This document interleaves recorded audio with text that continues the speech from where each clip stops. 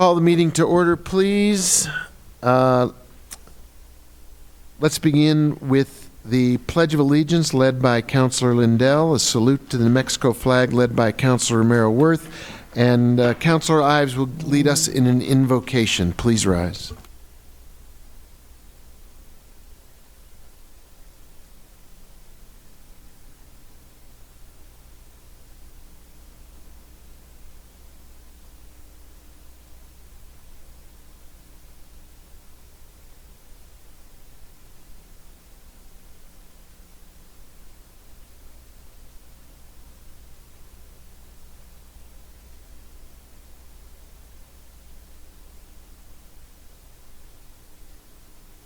As we begin this evening, it is appropriate that we should take a moment to mourn the passing of the many Americans who have died in this past several weeks from gun violence, especially the people of El Paso, who Monsignor Jerome was always fond of telling us was a city first settled by New Mexicans back in 1680. For the people of Dayton, Ohio, and more recently for the 6 Philadelphia police officers who were shot this afternoon responding to an armed circumstance.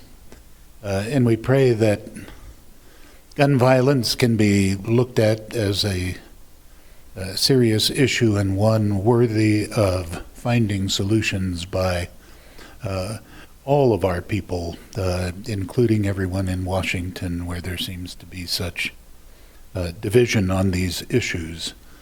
May we all come together and find ways to prevent such atrocities from happening again. For whom else should we pray?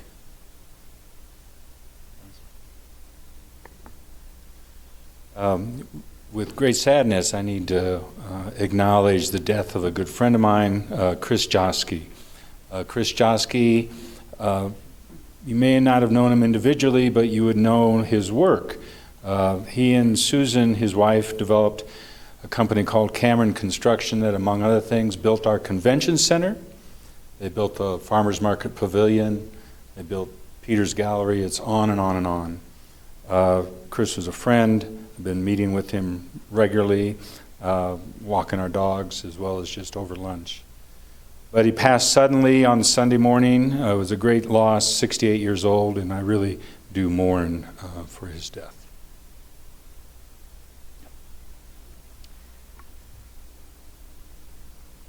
I'd like to give remembrance and thanks for the service to the city of Tila Shea. Tila was one of the original members of the Marty Sanchez Links de Santa Fe board. She was a lovely, lovely person to work with, and many of you may have known her through Shea Jewelers. Just a lovely, lovely person who has been called on to their greater rewards. Thank you. I too would like to express condolences to the family of Tila Shea, a wonderful woman. Thank you. If we could have a moment of silence in remembrance for all those who have passed.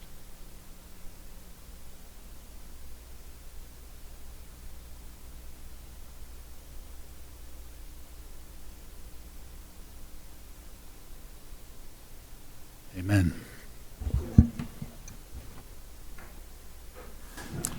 Thank you. Could you please call the roll? Yes, sir. Mayor Weber. Present. Councilor Beta. He is excused for the moment. Okay. Councilor Harris. Councilor Ives. Here. Councilor Lindell. Councilor Rivera. Here. Councilor Romero Worth. Councilor Vihel Coppler. Here. Councilor Villarreal. Present. You do have a quorum present, Mayor. Thank you. Can we get a motion to approve the agenda or to amend the agenda first? Move to approve the agenda. I do have one amendment. One amendment. So we would like to remove item 10D off of the consent calendar.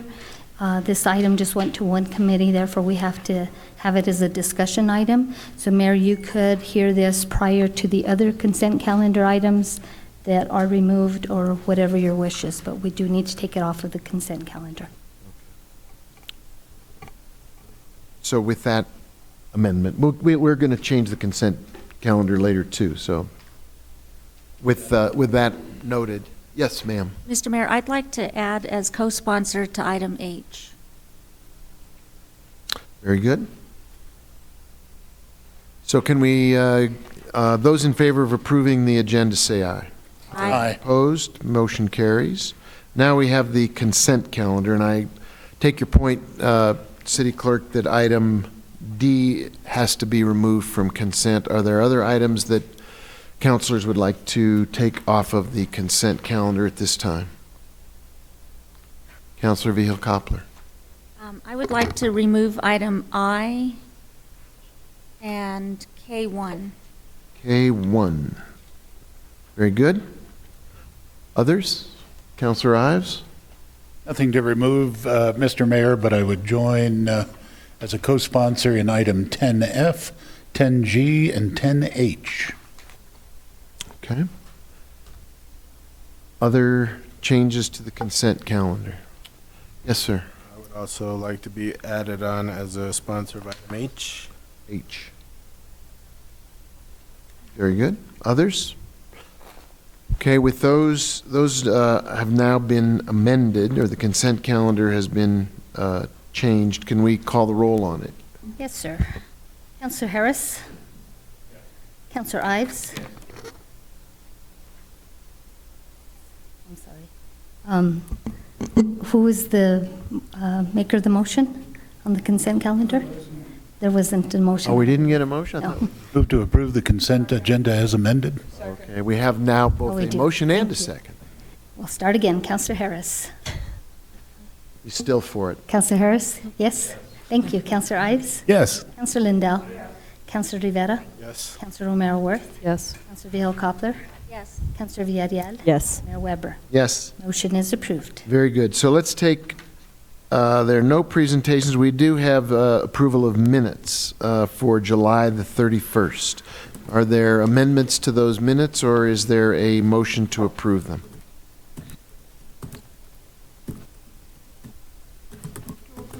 Second. Okay. All in favor, say aye. Aye. Opposed? Motion carries. Tonight, we do not have presentations, but we do have a few items that have been removed from consent, so let's take those up in order. You had indicated, Madam Clerk, that we needed to take item D and bring it forward for discussion. Can we take that up right now? Yes, sir.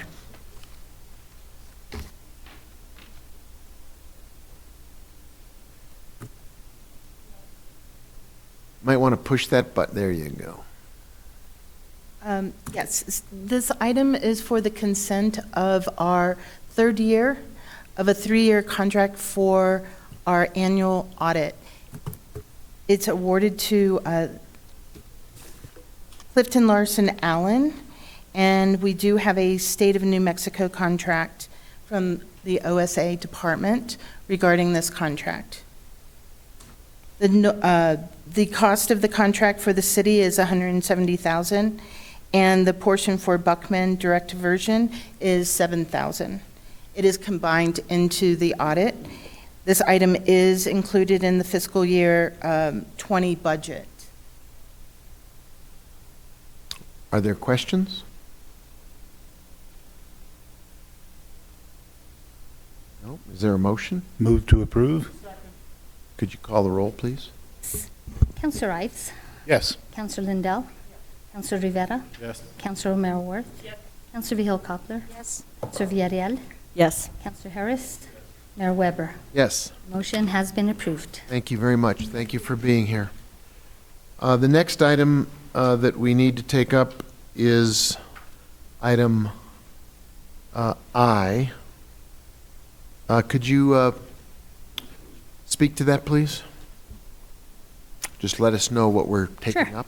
Thank you. This is a request to publish for a public hearing on September 11th. It's Bill 2019-20. It's amending Section 2-16 regarding Office of the Emergency Management to establish definitions and to provide for expanded planning periods for the Office of Emergency Management amending Section 20-1, which is the powers of the mayor during an emergency, to include declaration of an emergency and other powers of the mayor in an emergency, and establishing orders of succession for elected officials and city management. Oh. And we have Dave Silver presenting. Mr. Silver. Are there is there anything you need us to know, or you will just prepare for an onslaught of I questions? think I'm prepared for an onslaught of questions. All right. Councilor Vihil-Coppler, would you like to open the onslaught? Thank you. Go. You didn't say slaughter, did you? Onslaught. Onslaught. Just kidding. I have some questions about, first on the big page 10 of our packet, where it relates to the order of succession. It's the bold page 10.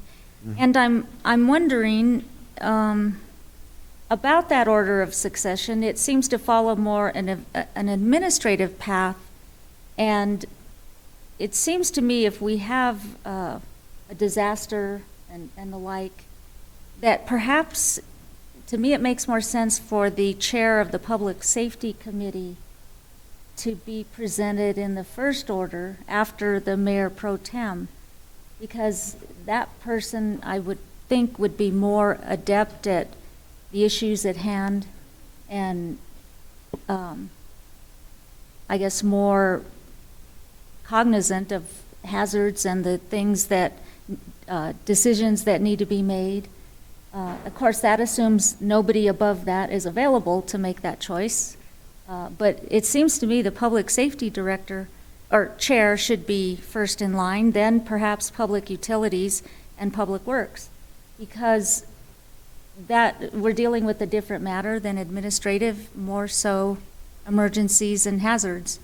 So I would just wanted to make that comment. I don't know if anybody else has any idea about that. And then if you go down, we don't have a deputy city manager, so I don't know if we need that line on item B.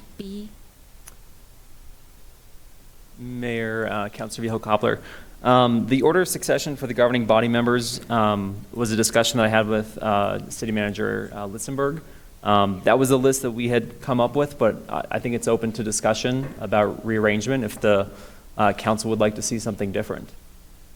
Well, I'd certainly like to hear what our public safety chair has to say, but before I go there, I also didn't see anything like on page 11C, item C, it speaks to governing body rules, and I didn't see anywhere where notice requirements would be done away with. I mean, we state something about a quorum, I forget what it says, but it deals with quorum requirements are suspended, but what about notice requirements? Mayor Weber, Councilor Vihil-Coppler, I can address that. There are emergency provisions in the Open Meetings Act and in your Open Meetings Resolution, and so we would revert to those. So in those, we don't need, I mean, all notice is out the door. Mayor Weber, Councilor Vihil-Coppler, if the emergency meets the requirements in the Open Meetings Act, which is, I think, a pretty similar trigger here, then basically you can have a meeting with notice as reasonable and as soon notice as possible, and then depending on the circumstances, if it's actually a declared emergency at the state or national level, then we have to provide the AG notice afterwards as well. Okay, thank you. And Mayor Weber, Councilor Vihil-Coppler, on the manager question, the deputy city manager, that position does exist as an option in other ordinances, and so I think we opted to keep it in case there was one. Okay. Yeah, Councilor Rivera. Thank you, Mayor. And addressing Councilor Vihil-Coppler's question as the Chair of Public Safety, I think the succession plan, the way it is really for declaring a disaster or an emergency. I think it's fine the way it is. There's no, assuming you're asking the question because of my history in public safety and where I'm coming from, but there's no guarantee that a counselor might have any public safety background in years to come that may sit as the public safety chair. So I think the order of succession is probably fine the way it is. Okay. Thank you. Other questions? Yes, Counselor Ives. Thank you, Mr. Mayor, and it's a question on that same provision C on page 11 in the packets. It says, meetings for the governing body in the event of an emergency prevents the governing body from having a quorum. The quorum requirements are suspended.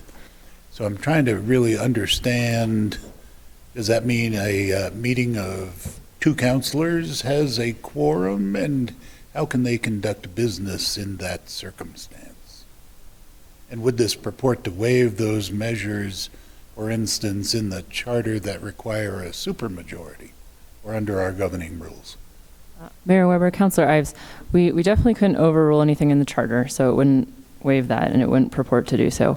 It would overrule any requirements in your procedural rules or potentially other ordinances.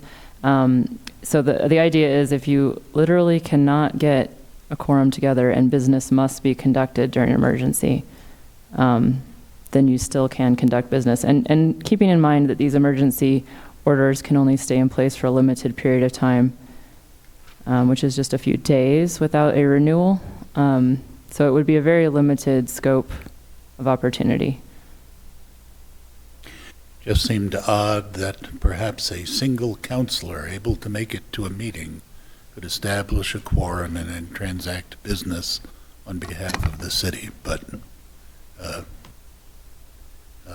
trust all of you.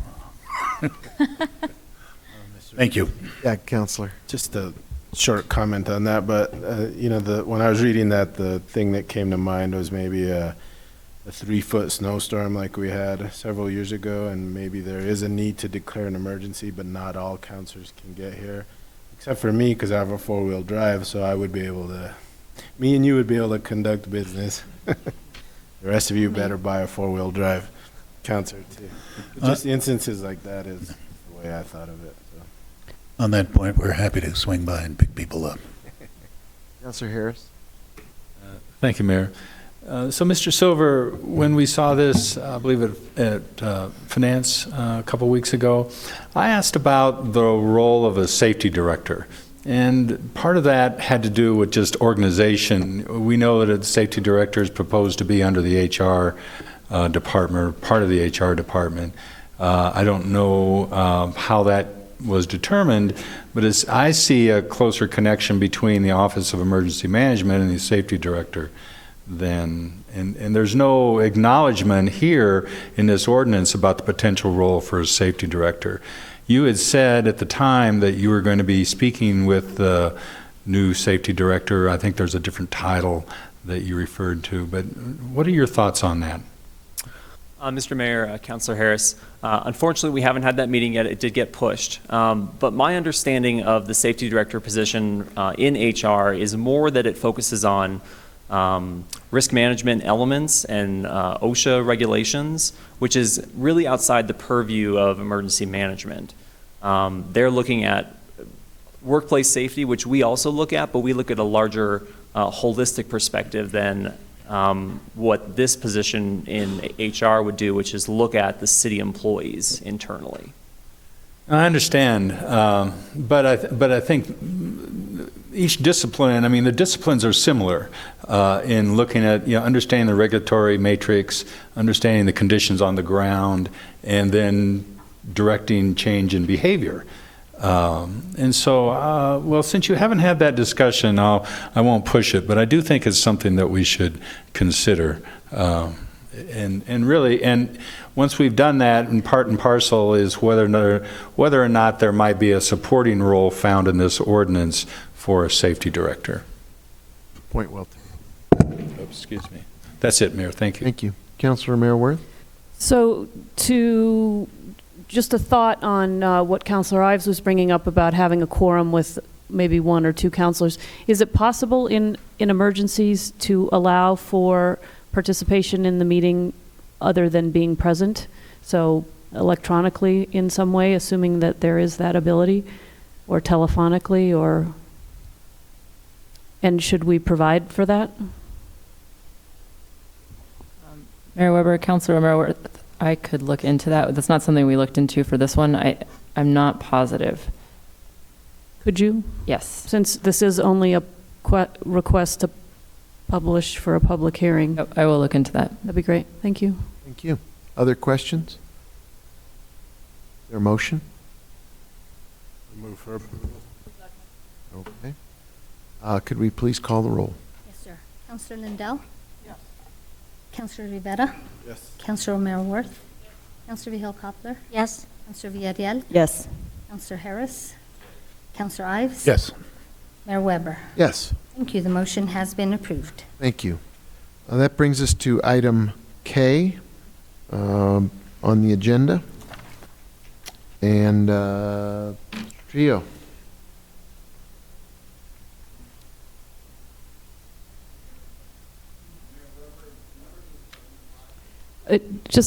I'm sorry. Am I out of order? I just want to be clear, we're discussing only K1. That was the only thing That's pulled, correct. Okay, because you said K, so I just want to be clear. K1 is the one we are speaking to. Correct. Accurate.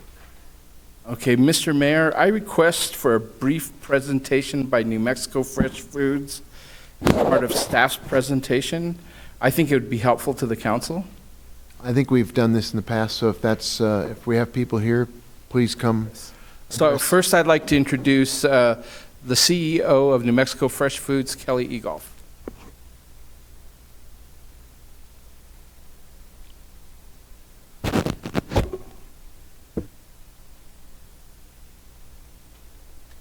Mr. Mayor, council members, thank you for having me here tonight. Thank you for considering our application for an industrial revenue bond. Sorry, I'm just a little taller than Fabian. Thank you very much for the opportunity to address the council tonight. This presentation in New Mexico Fresh Foods is about a project that is a community economic development project. This is a project about creating jobs and partnering with the local community to bring a revolution to local foods in not only Santa Fe County, northern New Mexico, but truly a regional development project. A little over 2 years ago, my juice company, folks know me for Verde Juice, it's a line of cold pressed juice that we manufacture and distribute here from Santa Fe. We stopped growing. We hit a wall, more or less, because we could not achieve a long enough shelf life to be able to break through into a distribution opportunity. Our 4-day shelf life prevented us from being able to sell to grocery stores. It really had to be a very tiny amount of distribution. Our problem is not unlike the problem faced by many of the food producers out of northern New Mexico, but indeed our entire state. So these are small, fresh salsa producers, hummus producers, mushroom products producers, farmers that produce value-added agriculture products throughout the state. They oftentimes only have the opportunity to sell their products at the farmers market, in large part because of that incredibly short shelf life and all of the FDA regulations that prevent them from distributing their product into a larger market. Hence, they cannot grow either. So our company did something a little unusual, and we took the plunge into what is called HPP processing. That stands for high pressure processing. And so we started using this new processing technology, this clean, energy, sustainable technology that allows you to lengthen the shelf life of foods, increase the food safety of those food products without the use of chemical preservatives and without heat pasteurization. It also does not cause a company to have to invest in a tremendous amount of capital up front in order to gain access to that new market. As a result, Verde has seen tremendous growth in the market, including recently we've been notified that we will be picked up by Whole Foods, it looks like. So it's a great achievement for a small Santa Fe company that's committed to supporting local food products. But we have been focused on, as a social enterprise, we have been focused on growing the local food economy, and the growth into New Mexico Fresh Foods as a new company endeavor is very logical for us because of that social enterprise commitment of our company, Verde. So we have, as a state, I should say, we have been focused on growing the local food economy for a very long time. We've had foundation after foundation come to our state or from our state, do evaluations of our local food economy, and each report that they write every single time points out 2 problems that we seem to have barriers around in New Mexico. The first one is related to the distribution, getting farm products to markets. That is something of a barrier that we have statewide around local food. The second primary barrier preventing us from being able to grow the local food economy is processing equipment, processing plants, helping turn agriculture products into products. So we actually export 97% of all of the food that is grown in New Mexico, leaves our state to other processing facilities. Yet we are re-importing back into our economy $4 billion worth of food every year to be able to feed New Mexicans. Very little of the food in New Mexico is used to directly feed New Mexicans without leaving our state. Our project is going to address that problem by bringing this new technology. So one of the first questions that is asked is, what is HPP? And I'm sure that that is a question that is on your mind. High pressure processing uses hydrostatic water, cold water treatment to denature some of the bacteria in food, and it leaves the probiotic healthy bacteria completely intact. By removing that bacteria, you lengthen the shelf life. So products such as salsa and bacon, lunch meat, holy guacamole, hummus products, salad dressings, baby food, roasted beets, pickles, all of these products, we buy them in the grocery store every day, and you go past and put into your shopping cart every day tons of products that are processed with HPP already. This is one of the fastest growing food processing technologies because it is so clean. It allows you to not use preservatives, which is of course what Americans want. And then you can bypass heat, which changes the food and of course makes the color dull or changes the flavor. So this is how you get fresh salsa at Trader Joe's if you ever buy their fresh sort of pico de gallo style salsa. Yet we do not have a single salsa producer in the state of New Mexico, and we have the best green chili, we have the best salsa. We have not a single salsa producer that is able to manufacture salsa and put it into cold chain for distribution outside of New Mexico. We will change that with the introduction of HPP and the access to that technology in our state. So it is a hydrostatic technology, as I was telling you. It has a tremendous multiplier in the economy. And the reason why is that my company, being a business-to-business model, we will provide the service to other food companies. We will not produce all of these foods ourselves, though we will continue to produce juice products, of course.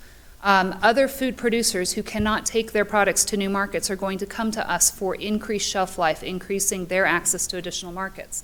So for every 32 cents, and that is the national average for what this costs per pound, for every 32 cents that my company makes on a pound of processing service for a food company, they are going to make a heck of a lot money, much more money than we will. So the average cost of bacon right now, which is almost entirely HPP in the United States, you cannot buy non-processed bacon, and nobody wants the chemicals that go on bacon because they cause cancer.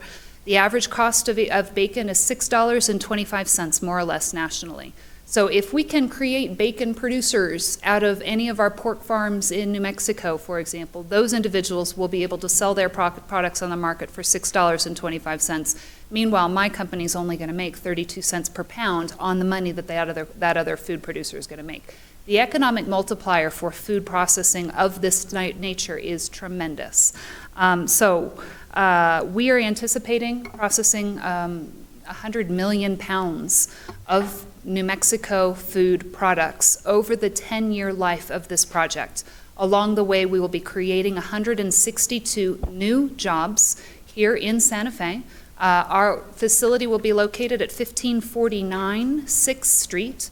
That is in Census Tract 10.02. It is well known to be one of our most impoverished communities in Santa Fe. The average annual income for a Santa Fe resident is $34,000 per year. In Census Tract 1002, the average income is only $19,000. Our project, our company, will be paying an average of $43,000 a year in annual wages. That's 162 jobs in the most impoverished community, paying well above our our citywide average for an annual income. Almost all of those jobs are going to be coming from Santa Fe and Santa Fe County. The vast majority of our jobs are targeted towards what you might call lower skilled workers or low to medium income individuals, perfect for the neighborhood where we will be located. There's zero displacement.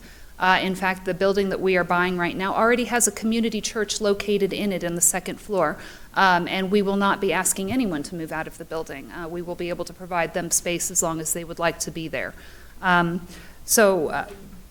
One of the other things that you should know about HPP is how incredibly sustainable it is as a technology, but also how incredibly sustainable New Mexico Fresh Foods is as a company.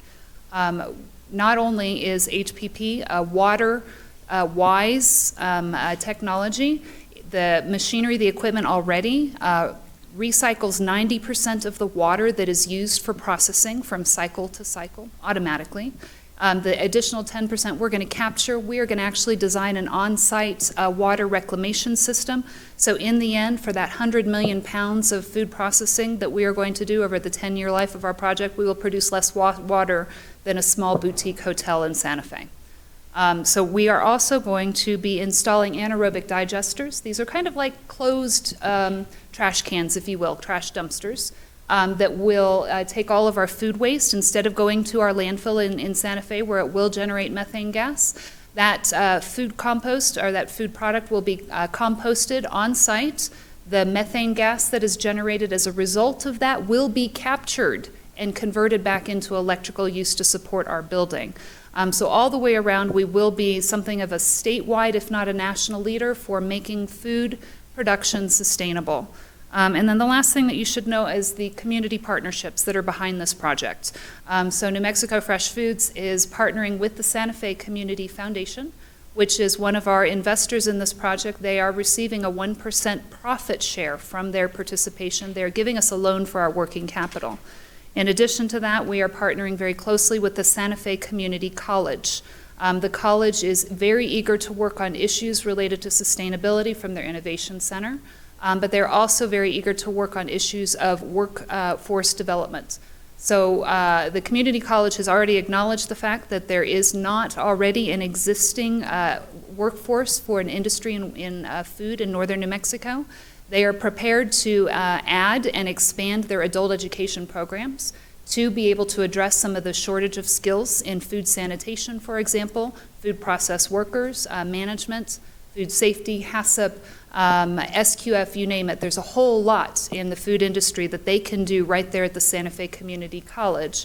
In addition to that, we're working closely already with Innovate Educate, which is a nonprofit organization that helps companies, and not only private companies, but many institutions and cities and states design workforce development programs. And Innovate Educate is an organization that I believe is currently working with the city of Santa Fe on a number of projects. They've worked with the city of Denver. They've worked with New Mexico as a whole. They've worked with the city of Albuquerque.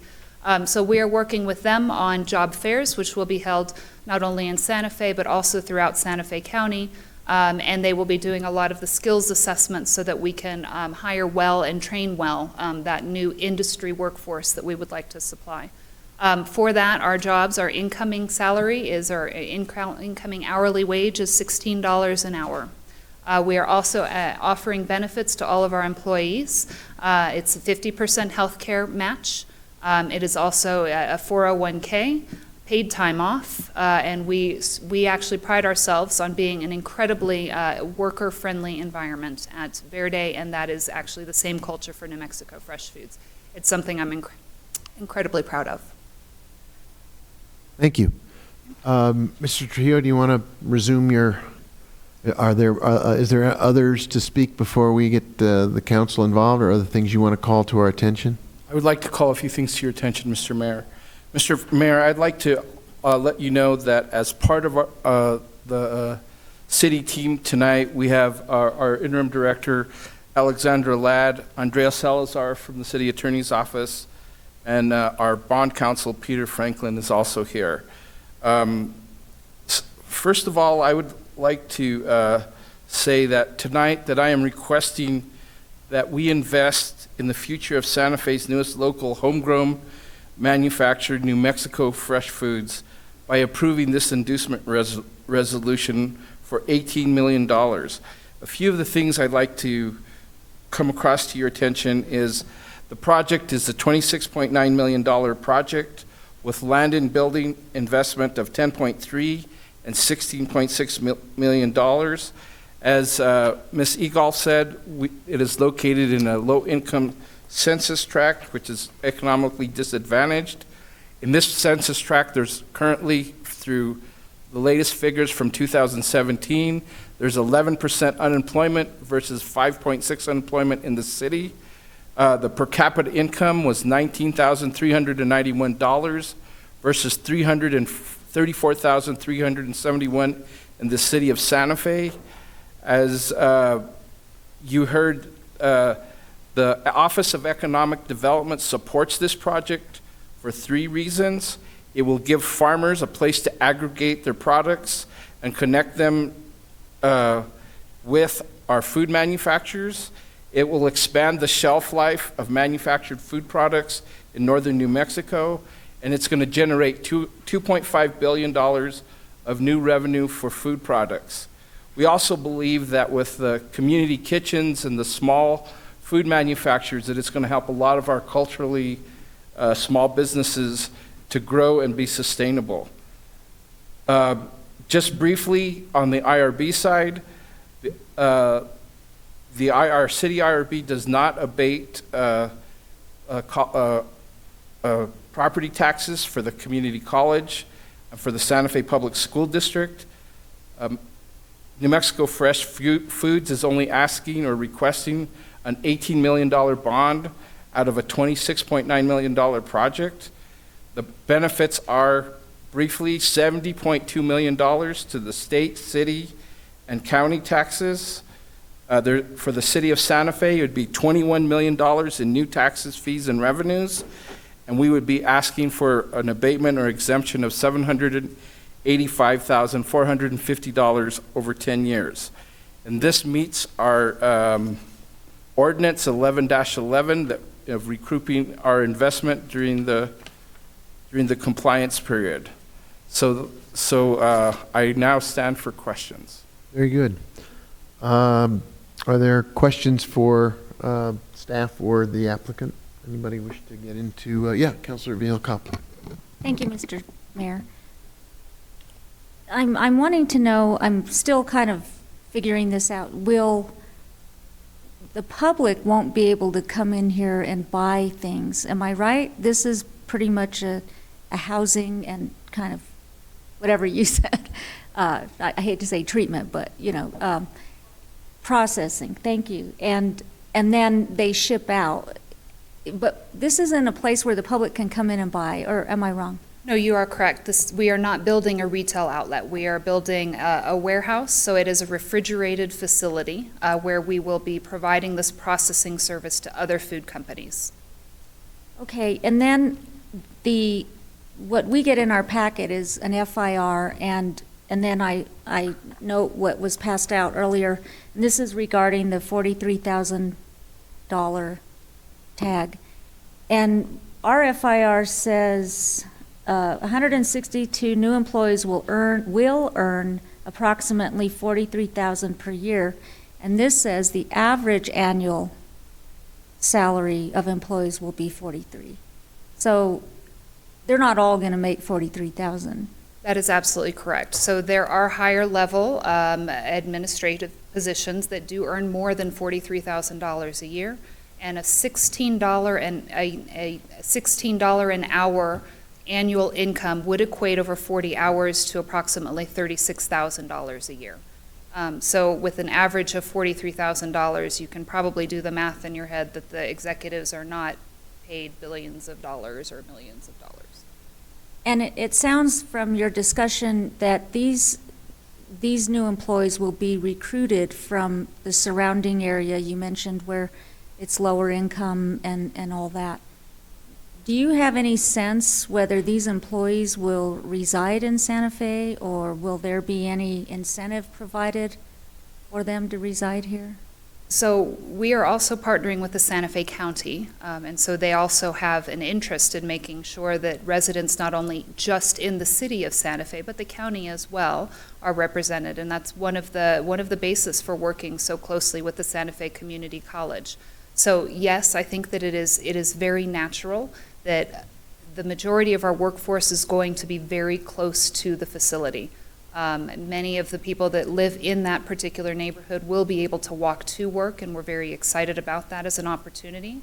We will also be doing a lot of our recruitment through the Santa Fe Community College with youth and adults that are back there for new job training to enter into food processing as an industry. Thank you. And then you mentioned paid time off. Can you describe what time off would that be? Would that include sick leave? Yes, it does. Just an So New Mexico Fresh Foods policy actually doesn't delineate between sick leave and vacation leave. We leave that to the employees to determine what it is that they need and when they need it, which means that the incoming employee gets I think it's 4, if you're an hourly employee, 4 days of paid time off initially, and each year they receive an additional 2 days of paid time off. And that is something that's already written into New Mexico Fresh Foods HR manual. Okay. And of course, there are all the federal rules regarding time off, like family medical leave and all that. Absolutely. Is that going to be included? Absolutely. If you're interested, Councilwoman, I would be very delighted to show you our handbook. That'd be interesting. Okay, and is this building up for sale right now? Is it being marketed? It is currently for sale. I do not believe that it is actively being marketed. It has been under contract with my company for a while. Okay. It is a building that has been underutilized for an extended period of time already. It is a 42,000 square foot facility, and generally speaking, it only has short-term tenants, with the exception of the couple of longer-term tenants that I mentioned, including the church. But it tends to be short-term tenants only, like movies that come in and use this facility. So it's a great resource right in the heart. 500 feet outside town link overlay, 500 feet from a community and stimulate economic development. And Not be such an easy sell for them is because the tax records indicate and tax values are always lower.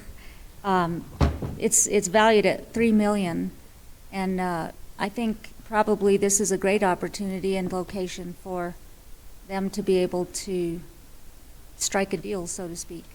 And let's see, on our FIR, and maybe this is just an administrative question, with these IRBs, it does have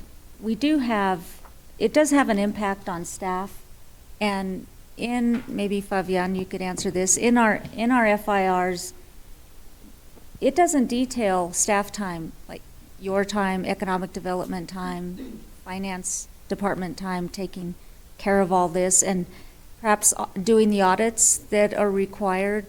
I don't know who would do the audits to make sure that, these jobs are reaching their goals and the salaries are about what they said they would be. So that involves some oversight.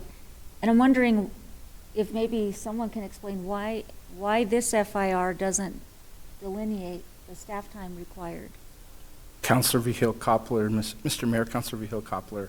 I'm the author of the FIR, so it would be... You are? Oh, good. Yes, so it would be me who didn't, I wasn't able to make those determinations, so I wasn't able to add those to it. But just to give you an example, this is modeled after our LEDA projects, and I oversee the LEDA projects and the compliance for the LEDA projects. And so basically the reporting is going to be done annually. They're going to be submitted to us. There's not going to be any money transferring of hands from anybody. This is all done through bond counsel and through New Mexico Fresh Foods. The only function on an annual basis is going to be the oversight or the compliance. In other words, I would receive the reports, review them, and if they aren't in compliant, then we would ask there's a cure period. Basically, they would get a chance to become compliant, and then if not, then we go work with the city attorney's office and go into consider them with a violation. However, we've never even had that. We haven't had that, not even with our LEDA projects. So I don't think the staff time is going to be anything more than what I'm already doing, or not too much more. Don't undervalue yourself. So, Mr. Mayor, this just is not necessarily germane to this, but overall, it's a question I've always had about why sometimes we delineate staff time on FIRs and sometimes we don't. And I think it's a good practice. It doesn't necessarily mean more money's requested for staff because they're already budgeted. But I think it's a good way to compare costs and just know what indeed we are the city is putting toward a project, or, an IRB, so to speak. So that is all. Thank you. Thank you. Councilwoman Villarreal. Thank you, Mr. Mayor, and thank you, Ms. Eagle, for presenting this possible project and also answering all our questions, just to try to understand what an IRB would look like in this capacity. And I do agree that one of our main barriers for our local economy, food economy, is that we don't have processing infrastructure, and that includes meat and produce, that the majority of it gets processed out of state, which doesn't help our economy and job creation. And so I guess I was thinking about what you were saying about this high-pressure processing facility, and there's a statement in the report that said it estimated that at least 70% of the revenue will be for products exported outside of the state. So I'm curious how you all think about changing that percentage, because we want to make sure that what we are processing in state also stays in state, especially healthy food. And this is exactly what you were talking about, what you'll be processing. So what does that look like when you talk about economic growth, but as it pertains to access to healthy food, and how we could look at that differently in the future? I know right now the export aspect of this project is an important piece of it, but then how do we actually look at it from having products that stay here that support local people? So the products that they get processed at New Mexico Fresh Foods will also be available in the New Mexico market. So when I say that 70% of the products will be leaving the state, it's not to say that they're not staying here as well. We'll be processing plenty of food products, and there will be a huge amount of New Mexico new products that will enter into the market. So we'll see those on our grocery store shelves as well as outside of the state. But there is a much larger national market, of course. And so if we want our food companies to really do well and employ lots of folks, and our farmers to continue to grow in more and more products, we do have to look at how we help those local food companies reach a larger market. And one of the things that's really good to know about local or about food entrepreneurs in general, 67% of food entrepreneurs are women. 50% of food entrepreneurs are minorities. And another 67% are considered low-income individuals starting their own businesses. So when we talk about exporting food outside of New Mexico, we're also inherently talking about raising up these populations that start food businesses in New Mexico. Excellent. I think that number might shift, I'm hoping, because we'll see products that don't have to ship way out to be able to be processed. As we were talking about Koyo, one of my favorite yogurts, that doesn't last very long, I have to say, but it does come from a long distance to come back to New Mexico.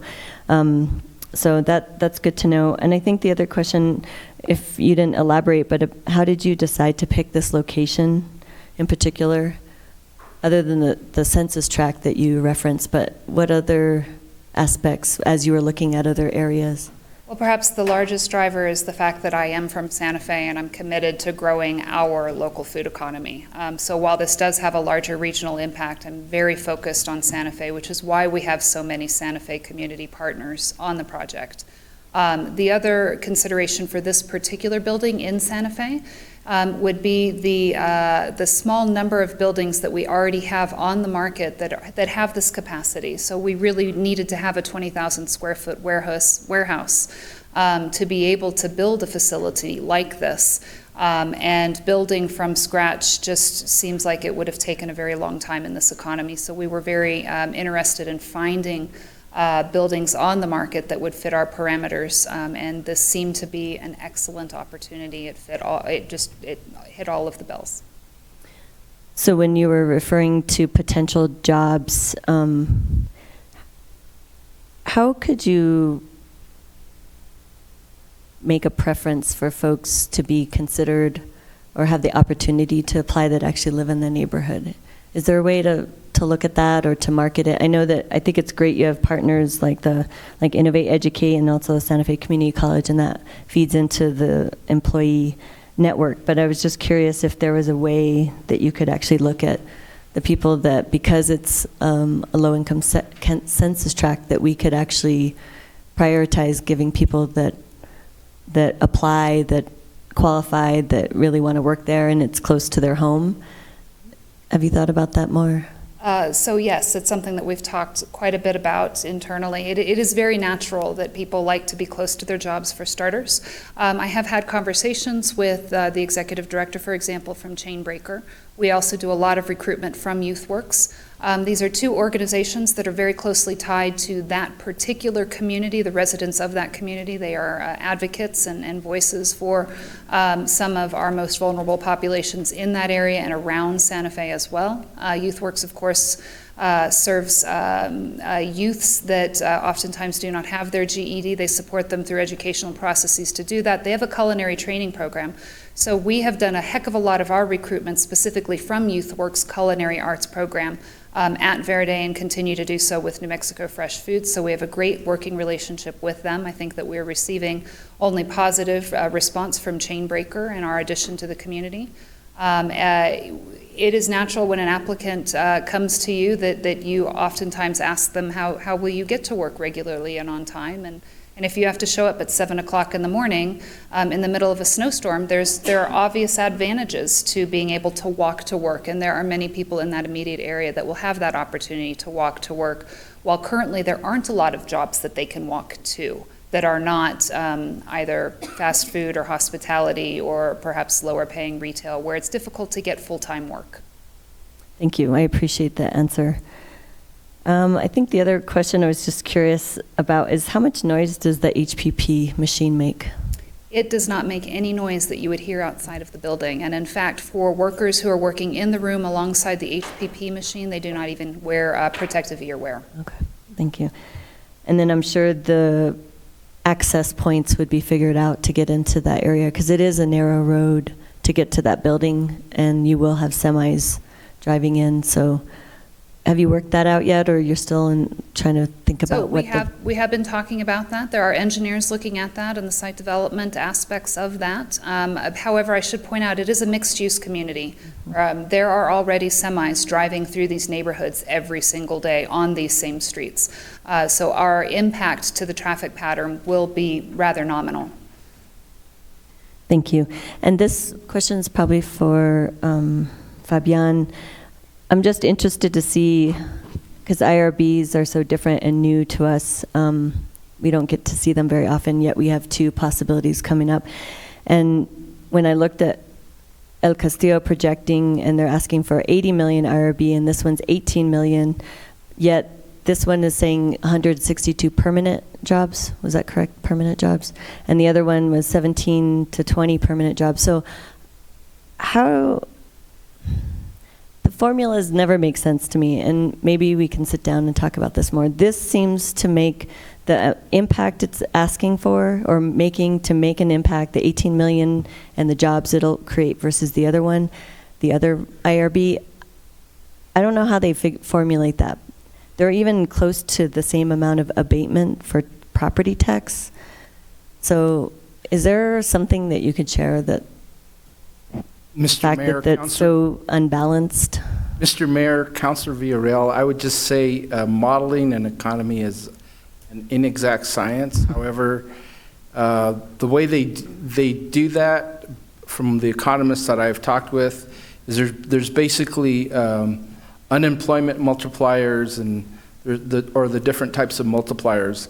And so the more investment you're making and the more payroll that you're doing and the more revenue that's spending, and depending upon the industry, the multipliers are different. So for example, in this particular project, one of the reasons that the multipliers are so high and it's going to be generating more revenue is because the payroll, the annual payroll when they get to full employment is going to be much higher. It's going to be roughly about $29 million a year. And plus also, they're going to be, what do you call it?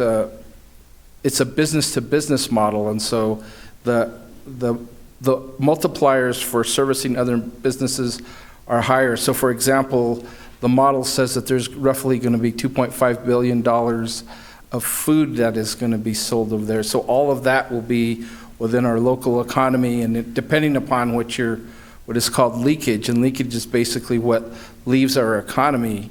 And so this model is based on roughly about a 35% leakage, so which approximately 65% of the revenue that's generated by the spending through the payroll, the capital investment stays in the economy, and 35% leaves the city of Santa Fe, or basically the county. So that's kind of how it's done, but it is an exact science, and that is one of the reasons why an economist does that. And just based on what I know from talking with them, that that's why you have such different multipliers and different outputs that come from different projects. So every single project is unique, and it depends upon what they're spending and what they're generating. And that's one of the reasons why our ordinance and why also our statute requires us to have a cost-benefit analysis for all of these economic development projects. And that's the only way we can correctly estimate what these costs and benefits would be. Based on what you just said, this sounds more economically viable. I'm just saying, but we'll see. So can you remind us what the county's role is in this? The approval process? Do they have a piece of this, the county? The county has no role to play in approving this thing. What we do after this, if there's an inducement resolution, then we send notice or letters to the county saying that we are going to make approve an IRB, and then their role is they could recommend or send communication back to the governing body on a recommendation or what they would recommend, but they have no role as far as approving or disapproving the IRB. I asked because they had a meeting yesterday and they were questioning the loss of their property taxes through IRBs and what that means to their economy, what it means to their loss of revenue. And I don't really know how to answer that, especially because they get the majority of property taxes and we have a small percentage of that. So I guess it would be helpful to maybe discuss with them about that, what that looks like, because I know that the abatement doesn't affect the community college and the school district, yet it does impact the county on some level. So it would be, I think, useful to help them understand the economic benefits from a county perspective as well, only because they're bringing up these issues and thinking that we're not including them in the conversation. And this is a procedural question for City Attorney. Can you remind us why we go through this process and go through a resolution first before we actually hear an ordinance, the actual ordinance that would approve the IRB? I think it was unclear the last time, at least for me and community members, about why we do this procedural process and then we go on to the ordinance, which is a public hearing. Is that correct? Mayor Weber, Councilor Villarreal, yes, the ordinance would be a public hearing. And the why, I think, could have multiple levels to it. One of them is our policy includes that as a process. I would defer probably to Peter Franklin on maybe some of the deeper whys. I think that would be helpful, especially because the language in the resolution essentially says that I'm trying to find the word. It says we intend to consider, but there's language that makes it sound like we are approving this on some level, even though we have a lot more steps to go. Mayor and Councilor, the inducement resolution does not bind the City Council to adopt the bond ordinance. An ordinance is required to authorize the issuance of the bonds, and a resolution is, on a lower level than an ordinance. One thing the inducement resolution does do, just for your information, is it would allow New Mexico Fresh Foods to begin making qualifying equipment purchases for the project on a non-taxable basis with respect to gross receipts and compensating tax.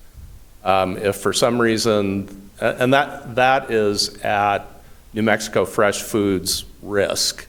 In other words, if the city council, once it gets to the ordinance, decided not to adopt the ordinance, those qualifying equipment purchases, if they were made before then, would then be subject to any gross receipts tax or compensating tax, which otherwise would have been due. But that's sort of that's the mechanical reason, other than, you know, spending time, resources, and money on the company side toward the project, that, you know, they might want to know, or they will want to know what the city council's general attitude toward IRB financing for the project is.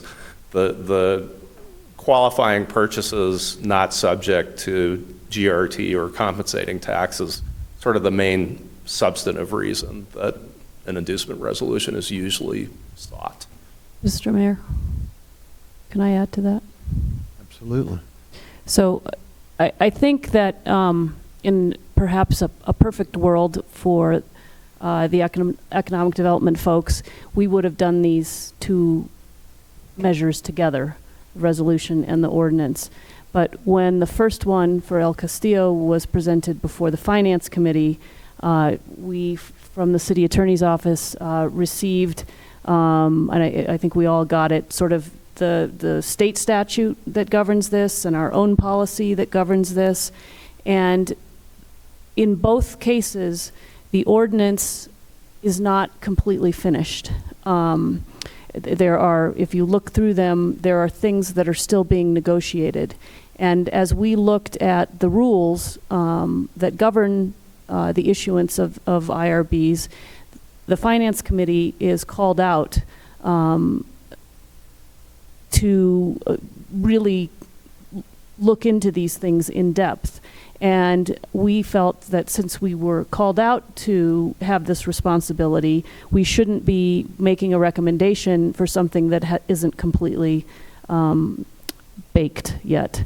So we allowed for the El Castillo resolution or inducement resolution to go forward, just like in this case we're allowing the inducement resolution to go forward while the negotiations are still taking place to fill in the blanks in the ordinance. The Finance Committee will look at those, both these again before they come, before the public hearing dates on both of them, so that hopefully when we get to the public hearing, we have all the information and those negotiations are complete. And so that is the reason why they were split in this case. But I don't think, you know, I think if they were already done, we would have seen them both tonight.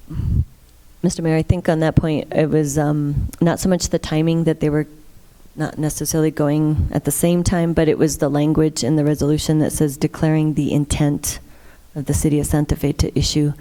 So it sounds like it's already intentionally we're moving it forward. And maybe, again, the legalese that we keep talking about, but it is confusing.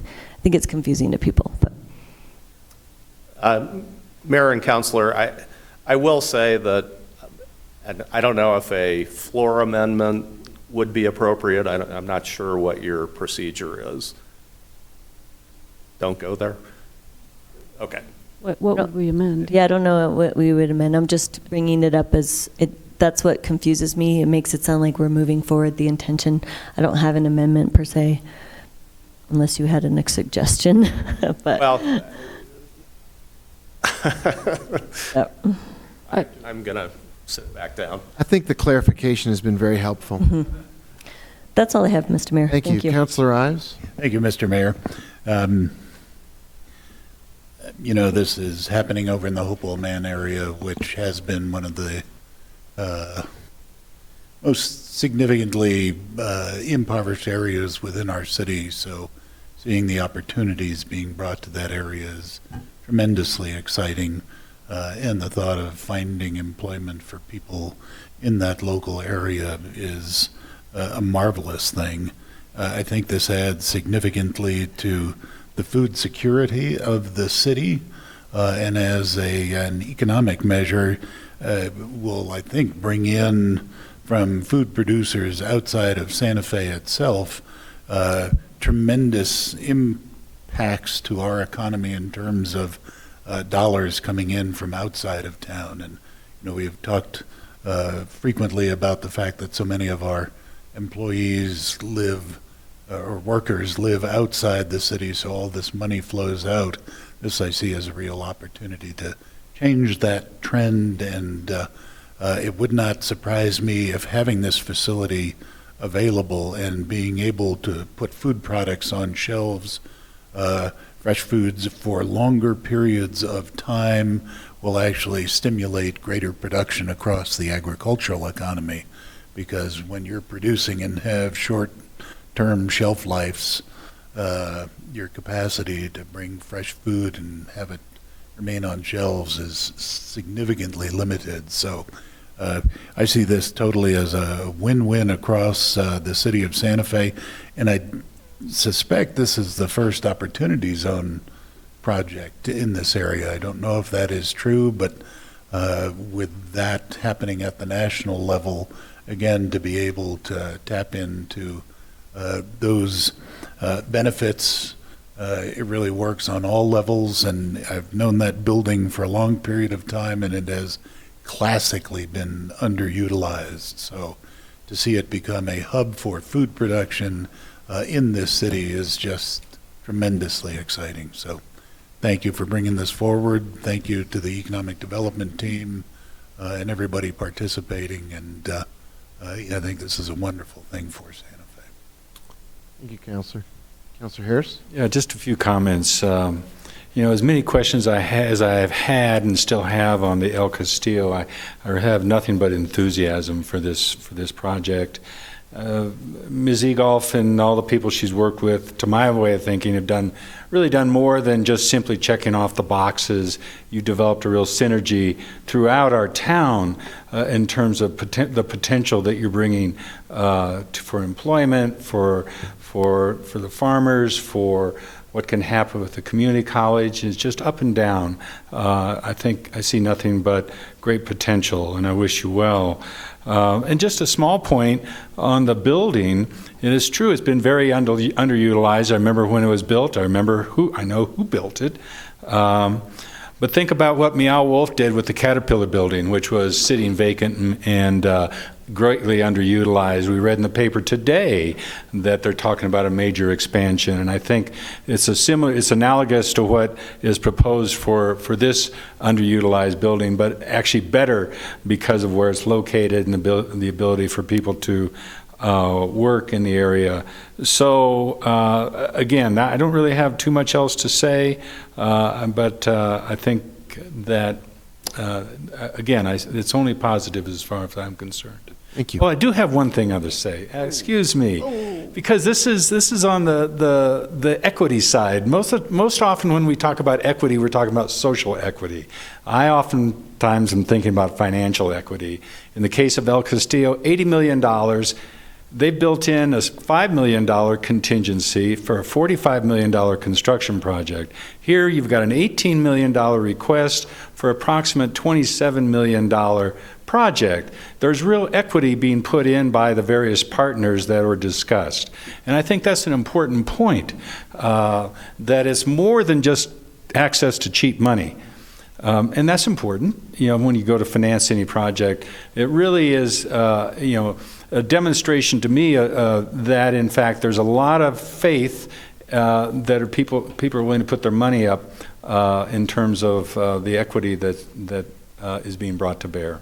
That is the point I wanted to make. Thank you. Thank you. Councilor Rivera.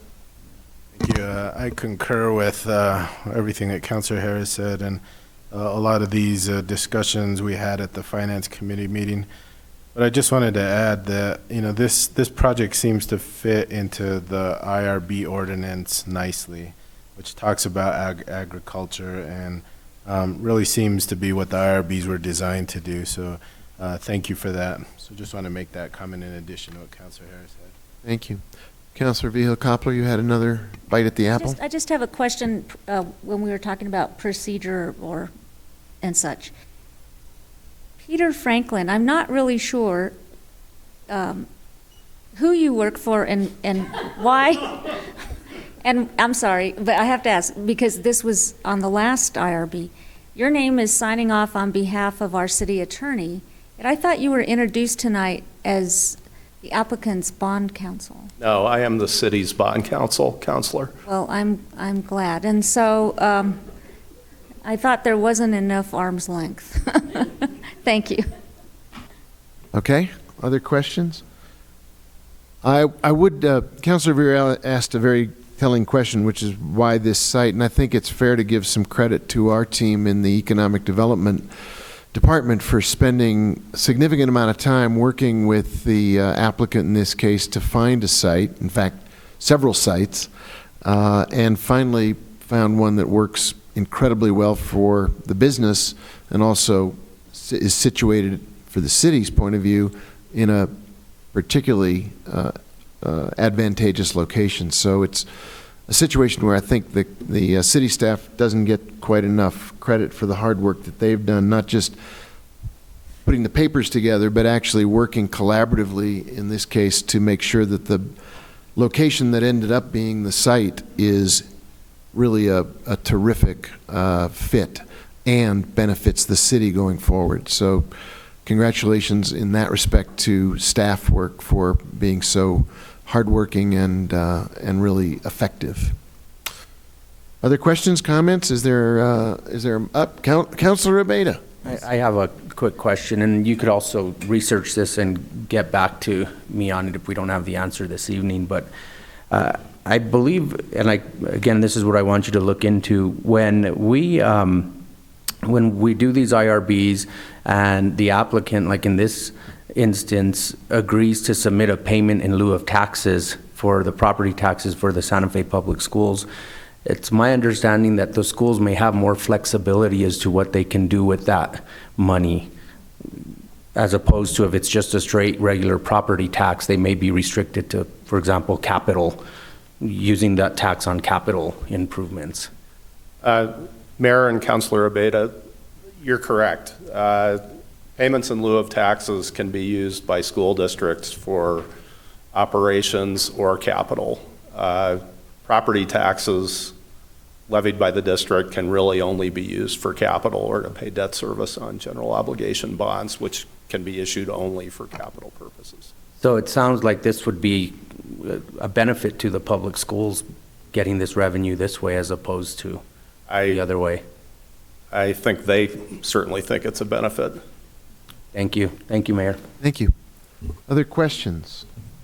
Or is Move to there approve, Mr. Mayor. Thank you. Is there a second? Second.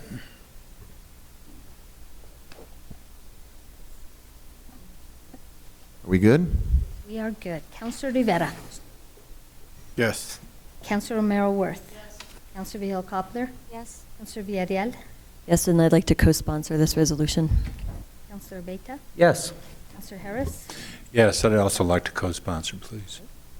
Councilor Ives. Yes. Councilor Lindell. Mayor Weber. Yes. Motion is approved. Thank you. Thank you for being here. Thank you for answering the questions so thoroughly. Much appreciated. That would bring us to item 11.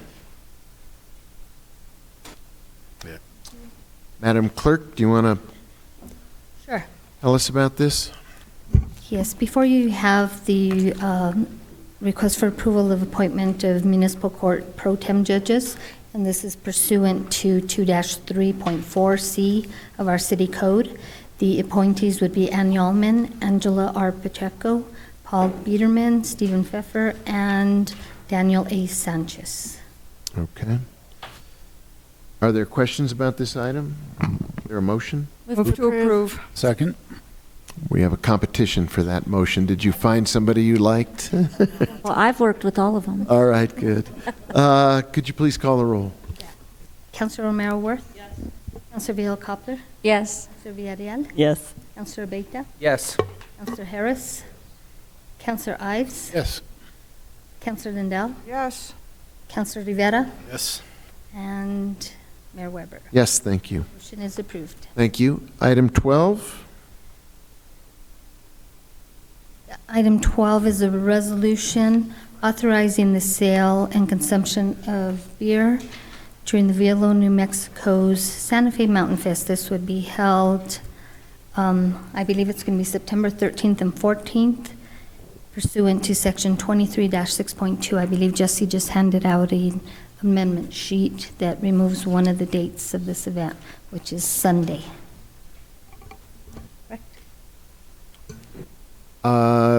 You have the item. Are there any questions for either of our staff people about this?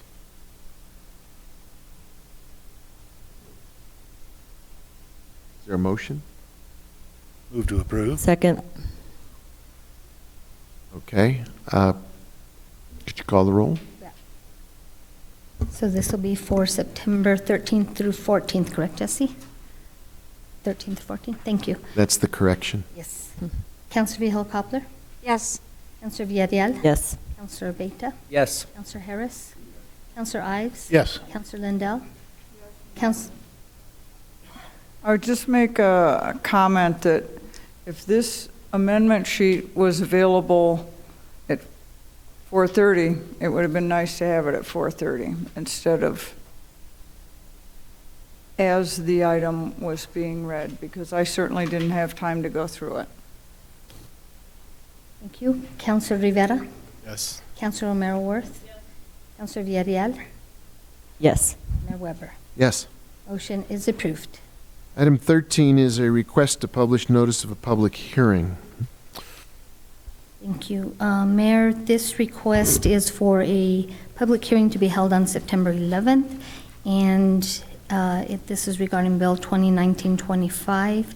It would amend Section 23-6.2 of our code, exempting rail yard cars from the requirements of Section 23-6.3, changing the requirements for when a resolution approving the sale and consumption of alcohol on city property must be adopted from 60 days before the event to 30 days before the event, and also amending a section to remove the requirement to post a picture of the manager in the designated drinking area, remove restriction on alcohol by volume serving sizes, and also change the security guard requirement from a level 2 to level 1.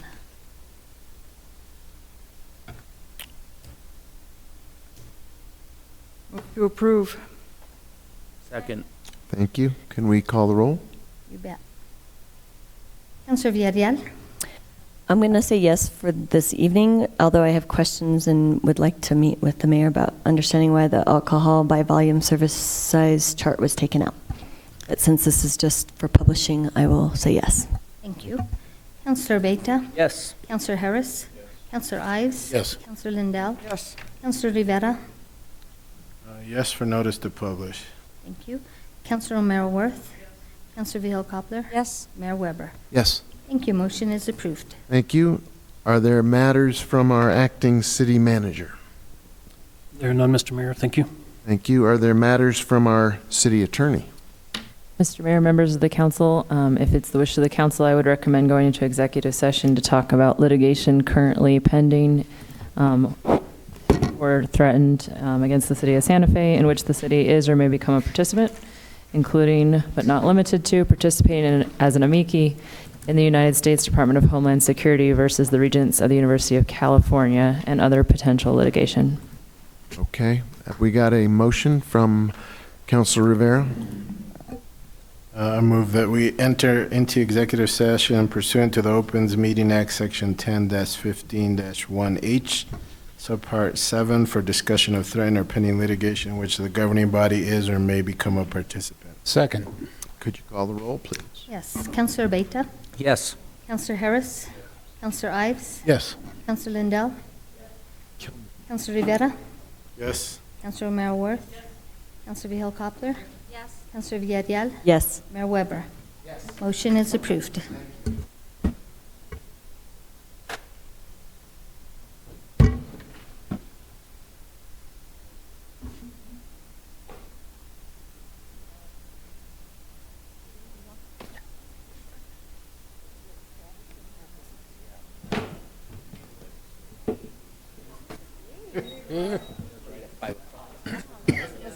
Yeah, nice. Where was it?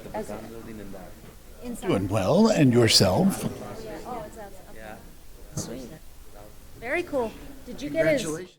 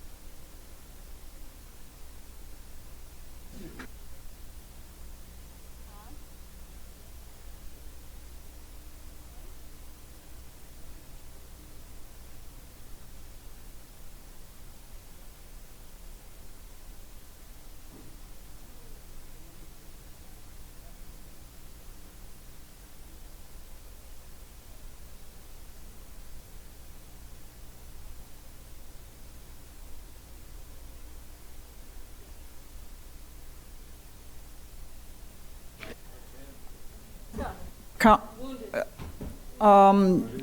Rivera, can you bring us out of executive session, please? Sure, thank you, Mayor Pro Tem. Pursuant to the Open Meetings Act, Section 10-15-1J, I move that the governing body reconvene in open session and state for the record that the matters discussed in the closed session were limited to those specified in the motion for closure. Second. Councilor Harris. Yes. Councilor Ives. Yes. Councilor Lindell. Yes. Councilor Rivera. Yes. Councilor Romero Worth. Yes. Councilor Vihel Coppler. Yes. Councilor Villarreal.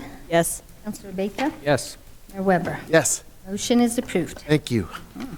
That brings us to item number 16.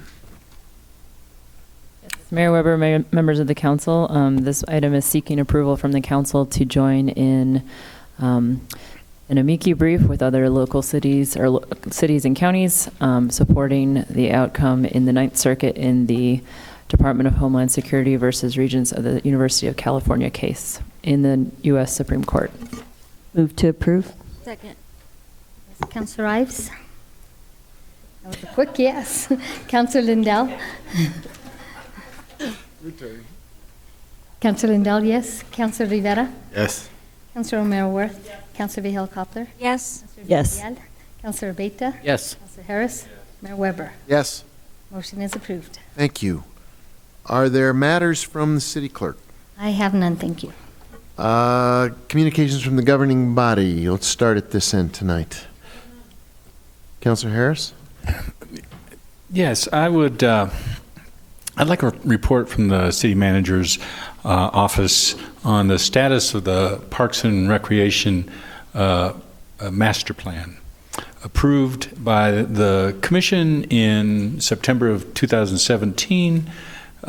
Final draft September 2017, approved by the commission parks in May of 2018. Memory doesn't serve. I don't even know if it came to us, but certainly I haven't heard anything about it for a year and a half at least. So I really want to know what's going on. Councilor Ives. I'll pile on to the last request and add for a similar report with regards to the study done entitled Culture Connects, and where the city stands with implementing the multitude of recommendations in that report. Thank you, Mr. Mayor. I don't have any requests for any reports, but I do want to say that in driving Cerrillos Road and some other areas this week, that kudos to the crews. They look much, much, much improved, and they look good, and it's obvious to me that we have park crews that have been putting in a lot of hours and a lot of work, so if you would pass that on to them. And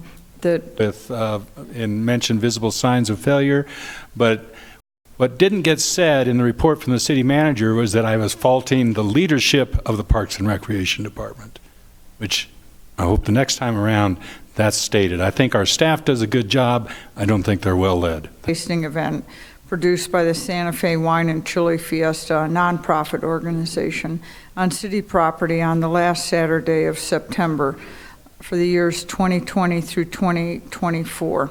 Additionally, resolution accepting the Municipal Arterial Program Cooperative Agreement from the New Mexico Department of Transportation, identified as control number L500-383 for the planning, design, and construction of Agua Fria Street in South Meadows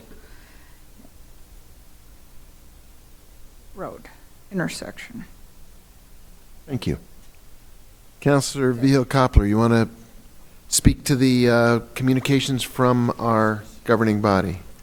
Yes, I would. I do want, excuse me, want to recognize the Parks Department for cleaning up our weeds and medians and I did notice that they had done, I don't know if it's just because I live there or because that was on the schedule.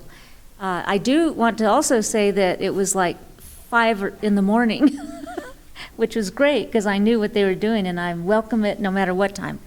So I appreciate that very much. And even if they got the planning in place to hire landscape companies, whatever it takes, and I'm hoping that we can get a handle on this in the future for an earlier start date.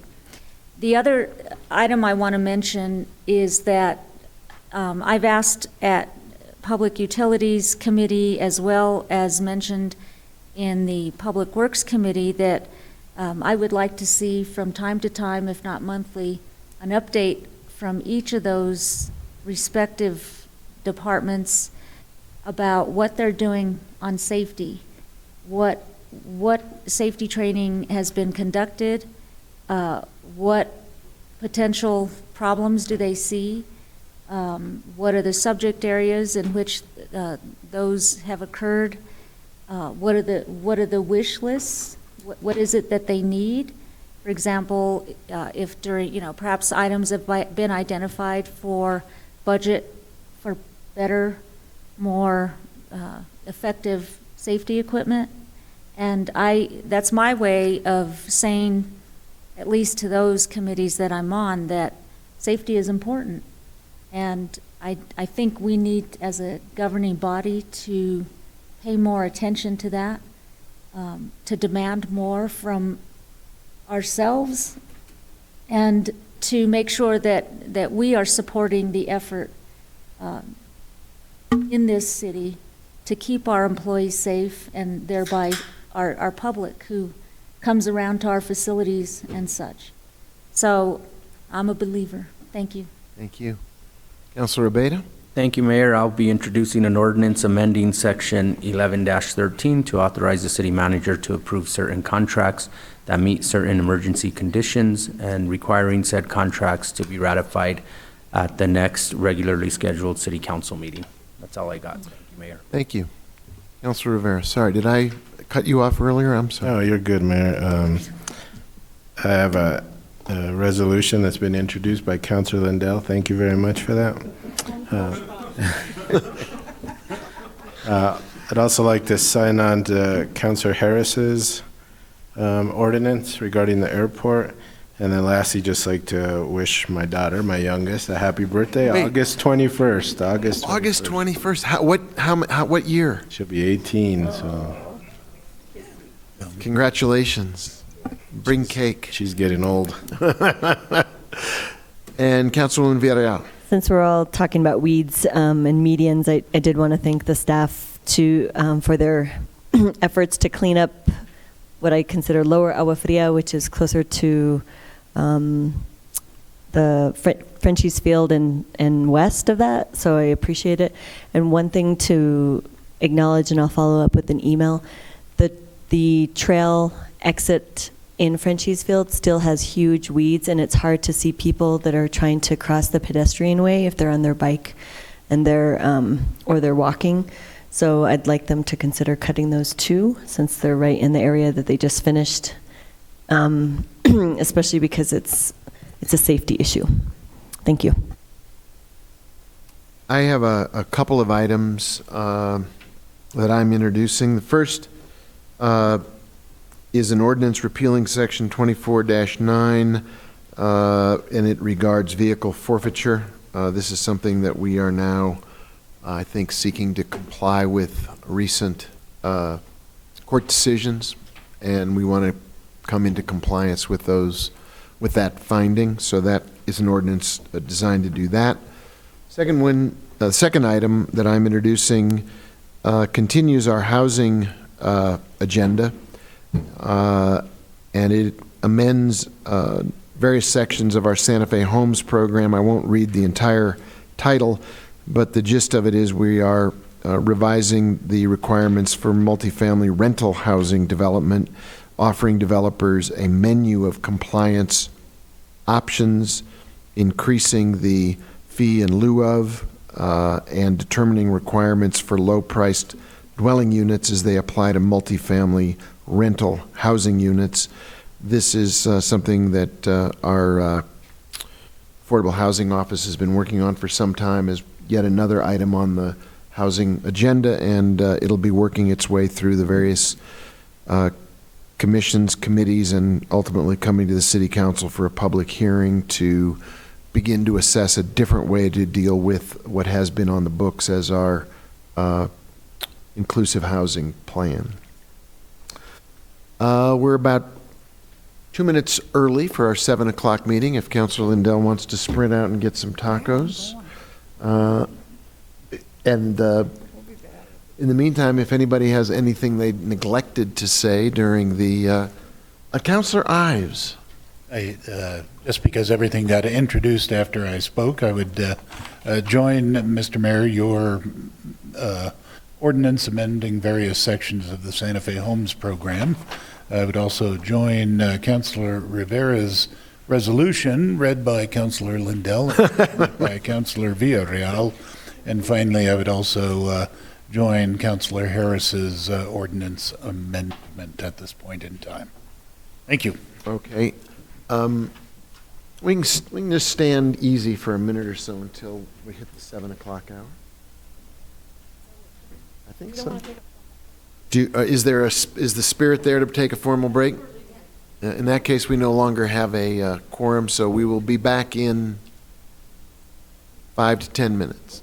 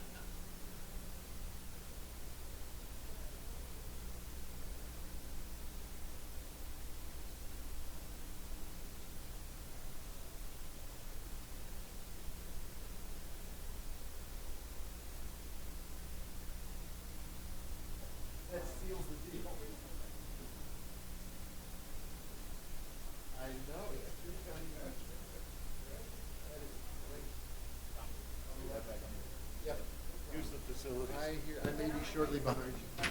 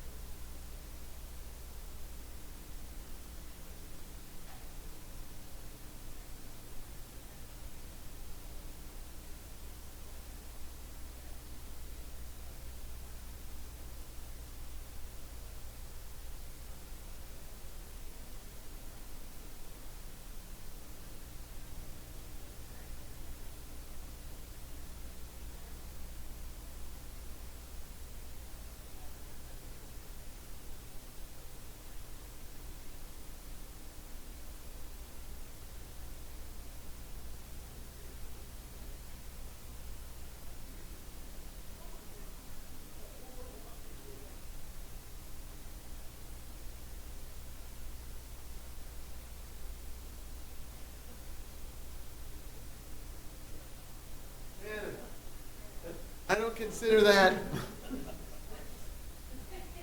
No. No, no, no, no, no. Not what we're looking for.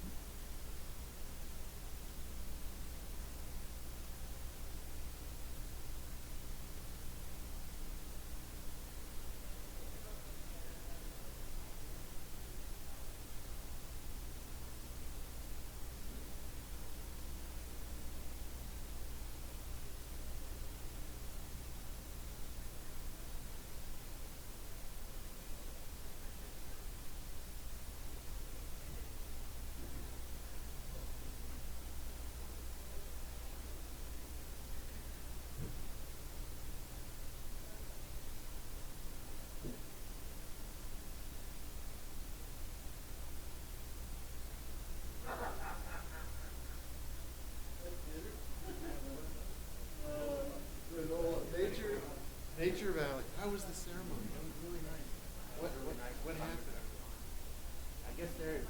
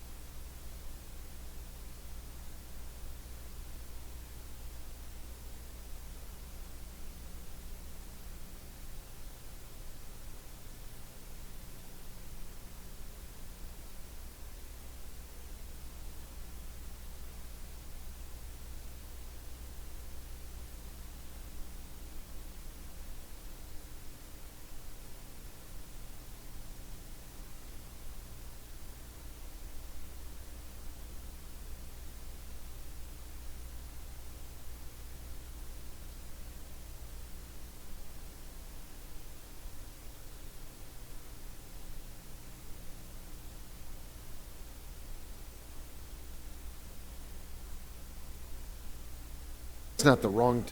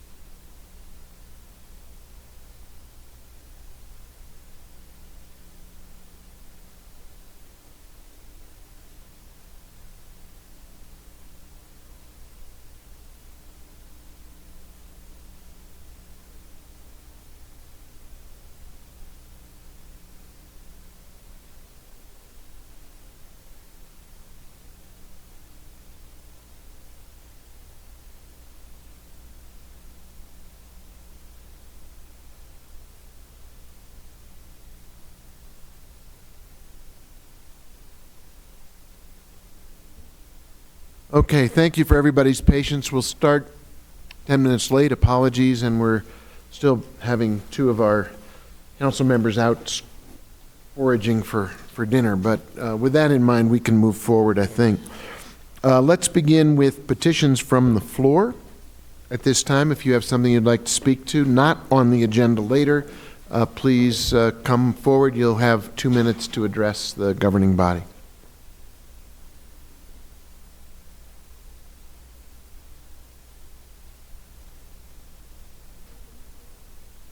I don't think your mic is on. Oh, okay. Now you're good.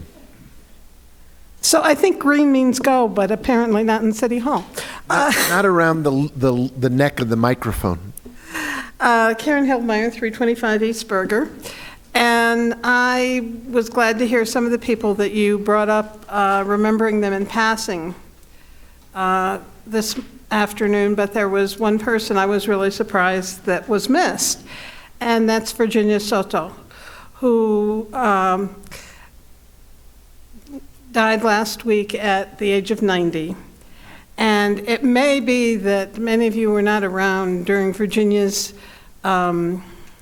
days of trying to lobby, not just City Hall, but in the state. She lobbied hard, long, and often for the Pasatiempo Senior Center. And also did a lot of volunteer work, basically ran it without getting any pay from the city, brought in a lot of improvements to the city, brought in a lot of improvements to the activities there. And at one point we had talked about changing the name of Pasatiempo to the Virginia Soto Senior Center, but when the law changed and you couldn't name anything after anybody who was alive, Virginia fooled us all by living a long and happy life, but we think it would be really appropriate to change the name of the center. And if any of you want to sponsor such a resolution, I can give you stacks of information from the people that she looked over for so long, and was also a living treasure because of her work at the center. So keep that in mind the next time you hand out resolutions. Thank you.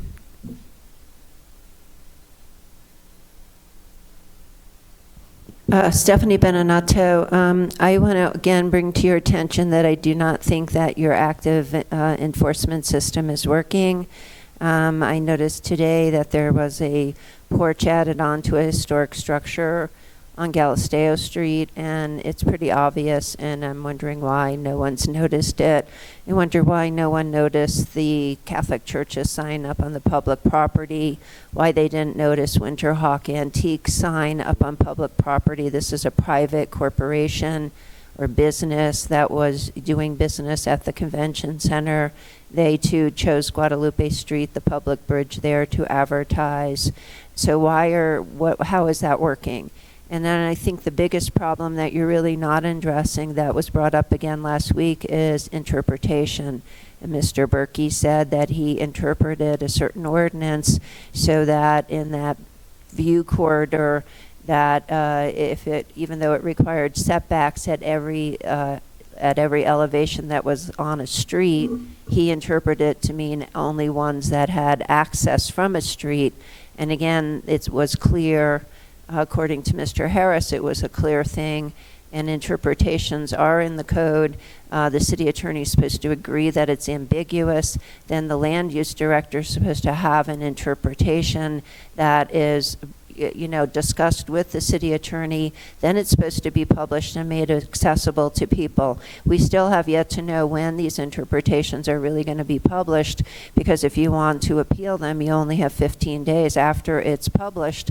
But if you don't know when it's going to be published, that makes it almost impossible to challenge any of these so-called interpretations. And again, it's a real violation of separation of powers. You all make the law. The code enforcement, underline enforcement, enforces the law.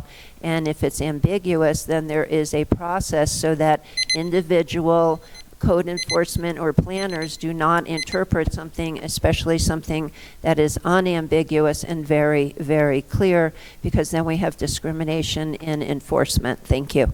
Thank you. Is there anyone else who wishes to be heard on item not on the agenda later? Okay, in that case, we'll move to appointments. We have 4 people to appoint to the Bicycle and Trail Advisory Committee. Bruce Finger, Robert Morlino, Sidney Render, and Trip Stelnicki. Is there a motion? Move to approve. Second. All in favor say aye. Aye. Opposed? Motion carries. That takes us to item H. Is this something you want to introduce, or should we have Ms. Sanchez come speak for us? Sure. Or Ms. She's Ochoa, walking or down. both? This is Bill 2019-13, and this is amending 6-10.2 regarding the membership in terms of the Children and Youth Commission. Mr. Mayor, members of the council, Kira Ochoa, Director of Community Services, I'll just give a brief introduction to this of an effort to create greater efficiencies in the Community Services Department, where we are looking at the functions of the various citizen-appointed, council-appointed committees that we have in the department, and we're really trying to maximize the efforts, our efforts to do an effective community engagement and consolidation when appropriate. Many of the boards and the committees and the councils in our department, which currently number 9, have similar functions and come up with similar strategic goals. And so the Regional Juvenile Justice Board, which has been dissolved on the consent agenda tonight, will be incorporated into the Children Youth Commission. Much of their work is very aligned, and this will allow us to really make sure that we're engaging community and creating maximizing our efficiencies in the department. And Program Manager Julie Sanchez can speak in some more detail about the process, how we arrived at it. It began about 9 months ago, so thank you.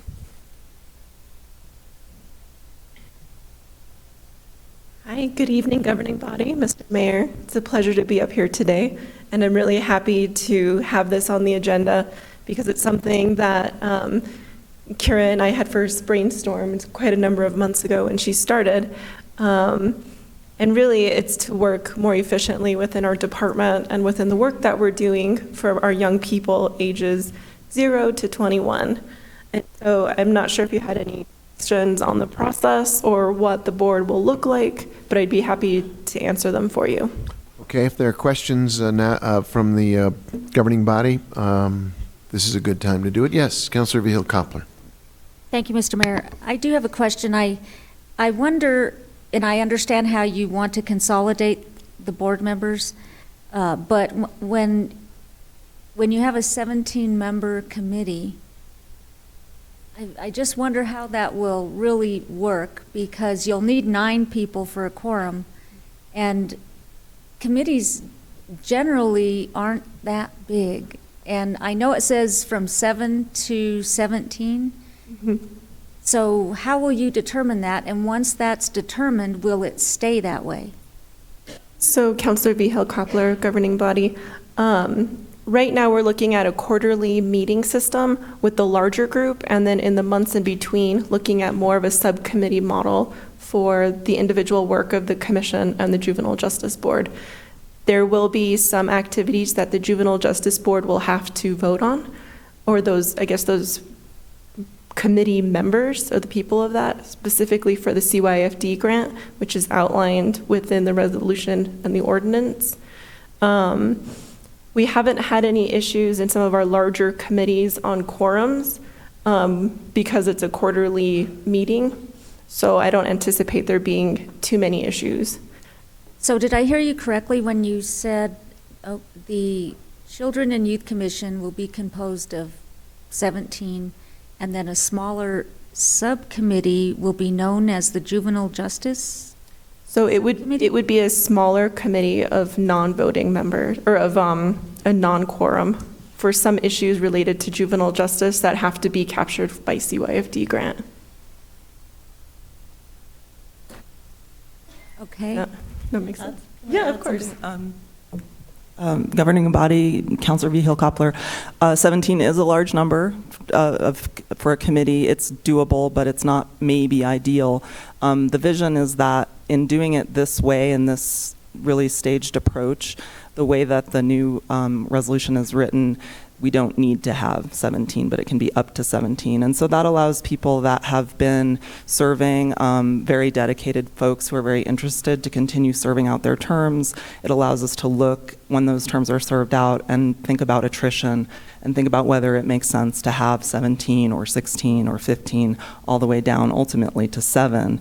It just gives us the flexibility in the interim. I can't say we'll never be back before the body again to say we want a smaller number on this committee or commission, excuse me, but it's kind of a staged approach to getting more streamlined where we retain the knowledge and expertise of the people that we currently have on the boards. And just to clarify what Ms. Sanchez is saying, the Regional Juvenile Justice Board dictates that certain roles are fulfilled, and that is in accordance with the CYFD funding that board has historically gotten. We wanted to make sure that those roles remained in the new commission, the new newly formed group. And so I hope that answers the question. It's kind of a little complex, but does that answer the question? So would that decision about the 17 people reside with you?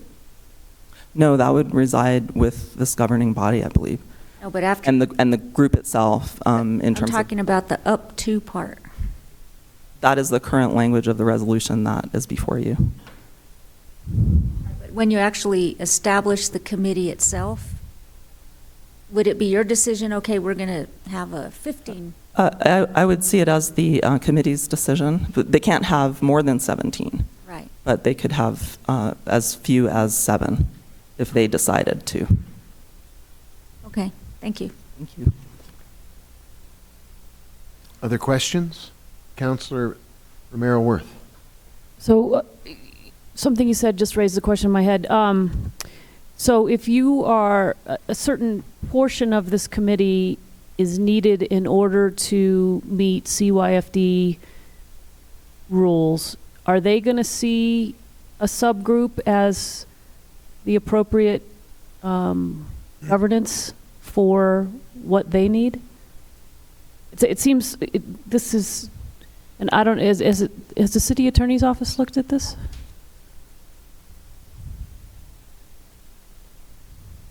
Mayor Weber, Councilor Romero-Worth, the city's attorney's office has reviewed both pieces of legislation, which we looked at together. And I think we did suggest an amendment after further analysis to make sure we met some of the grant requirements for membership.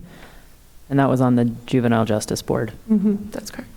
Okay, just the only reason I ask is that given that this is sort of an unconventional structure, and I understand it's, you're transitioning to something, just want to make sure that whatever it is, CYFD, you're not jeopardizing anything with CYFD because of the non-conventionalness of this group. It's my only concern. Thank you. Thank you. Other questions? Is there a motion? Oh, no, we have a public hearing. Are there members of the public who want to be heard on this matter? Apologize, did not mean to stifle the public. 2 minutes, please. Stephanie Beninatto. I'm just wondering about this subcommittee and Open Meetings Act and how that affects the greater board and what that is going to be viewed like. And I think there needs to be some more clarification around that. And, again, whether that committee, the Juvenile Justice Committee or board, however you're calling it, whether they are going to have open meetings that are going to be advertised, whether that's part of the CYFD rules or not, and again, how that interacts with since they're part of a larger board, and again, Open Meetings Act. Thank you. Thank you. Others who wish to testify on this item?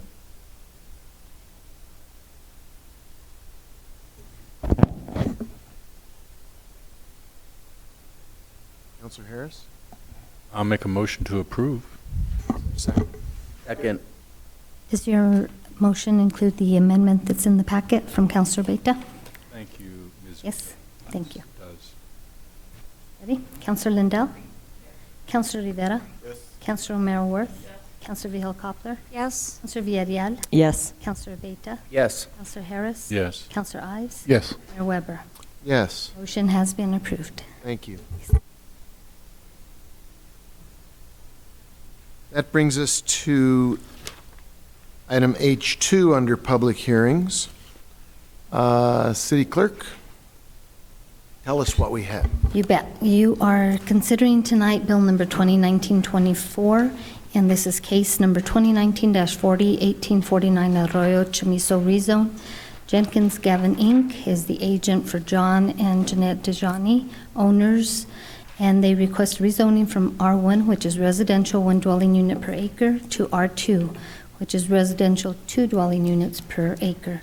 The property is located at 1849 Arroyo Chamizo and is approximately 2 acres, and Lee Logston is presenting.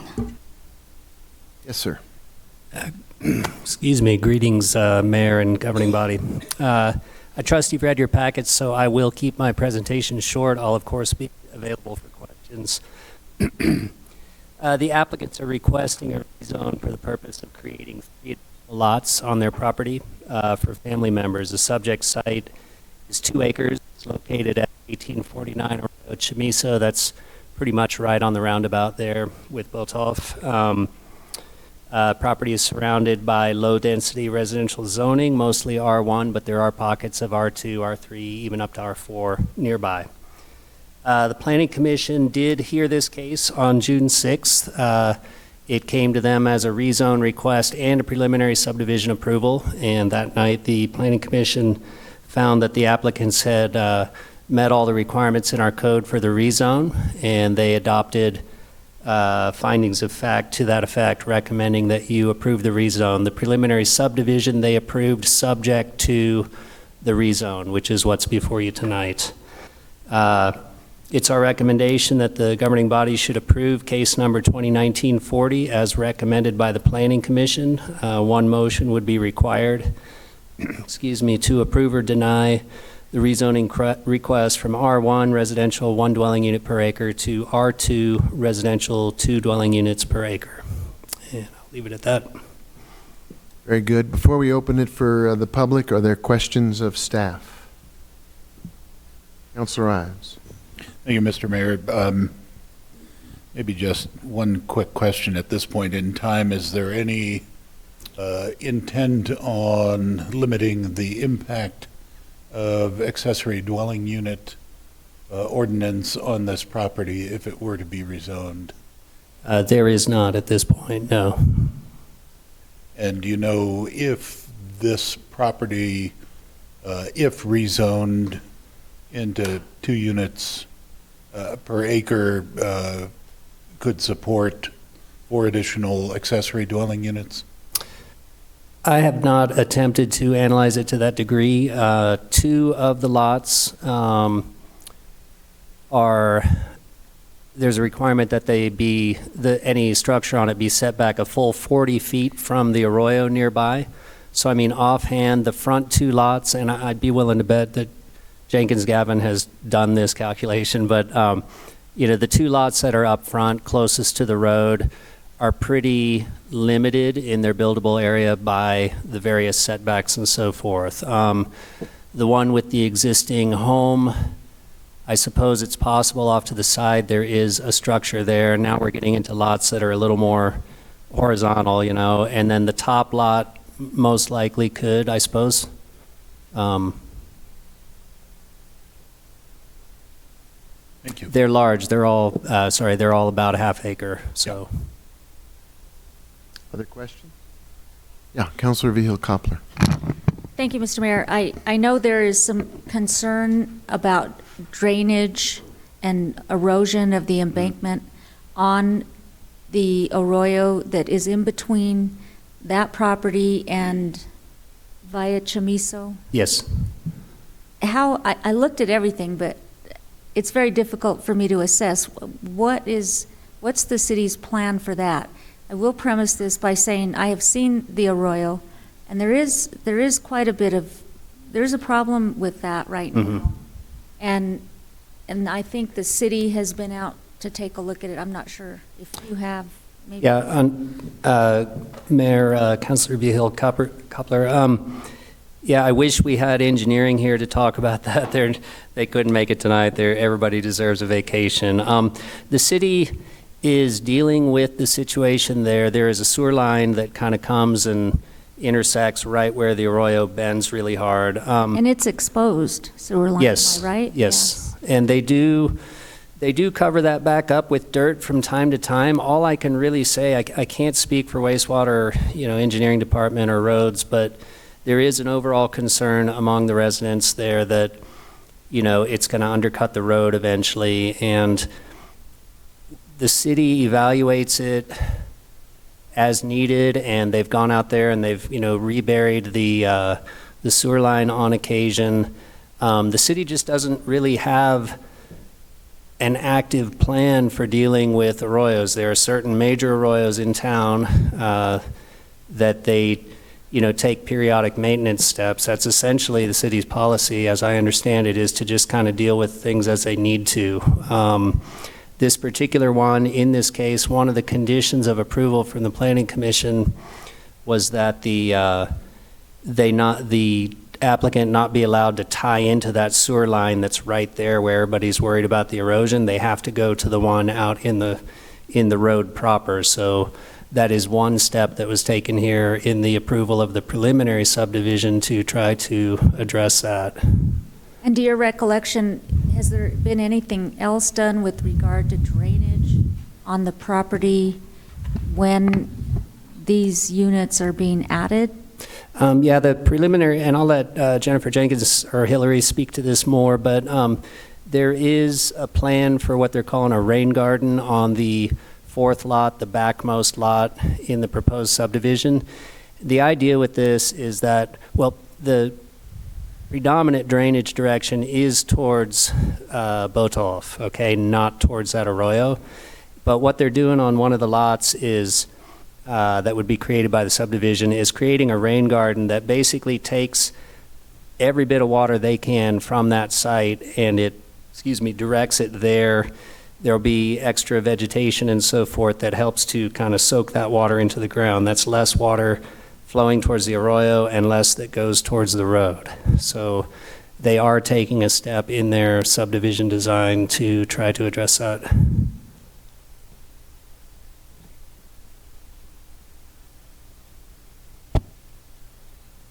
And Noah just asked me to mention that Streets has been out there to assess the situation, and I don't know.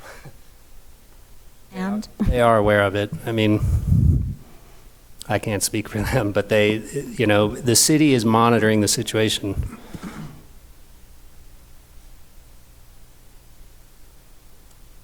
Well, that doesn't give me much comfort.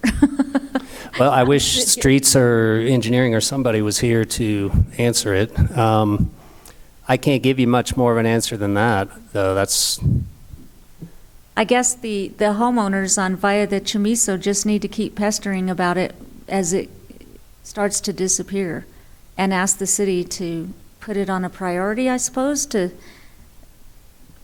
correct the embankment so it can quit eroding. And I'm not sure, I can't remember which side it's eroding on. Is it if it's on the Diani side or if it's on the Chamizo side? It's on the north side of the Arroyo, which would be the Diani side, call it. And then the Arroyo wraps down along the road to go underneath in a culvert. I would have somebody with a little more experience here with the city answer as to process and what this, keeping an eye on the situation means. Mayor, councilors, Councilor Vihil-Coppler, this was brought up. Again, we don't have a subdivision proposal right now. It's just a rezoning process. So we will take note of these and work with the applicant and then work with our streets division. It is a trail easement.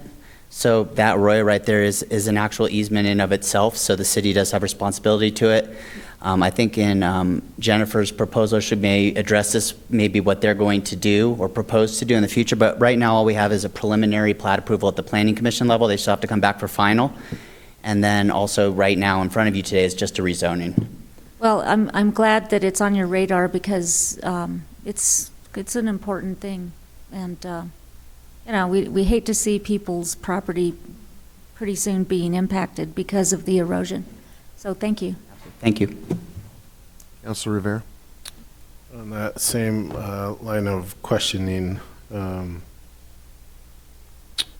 page 116 of the packet, it shows the 40-foot setback, I think, on Lot B, and then it comes down to 25 feet, and then 15.4 for Lot D.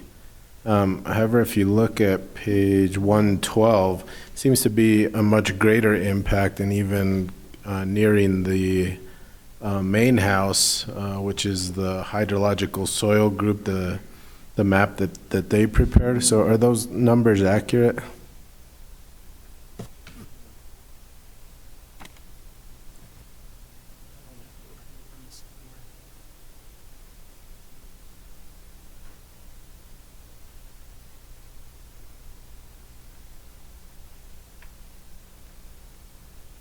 And the map on 112 says that the area of impact's closer to 30%, so.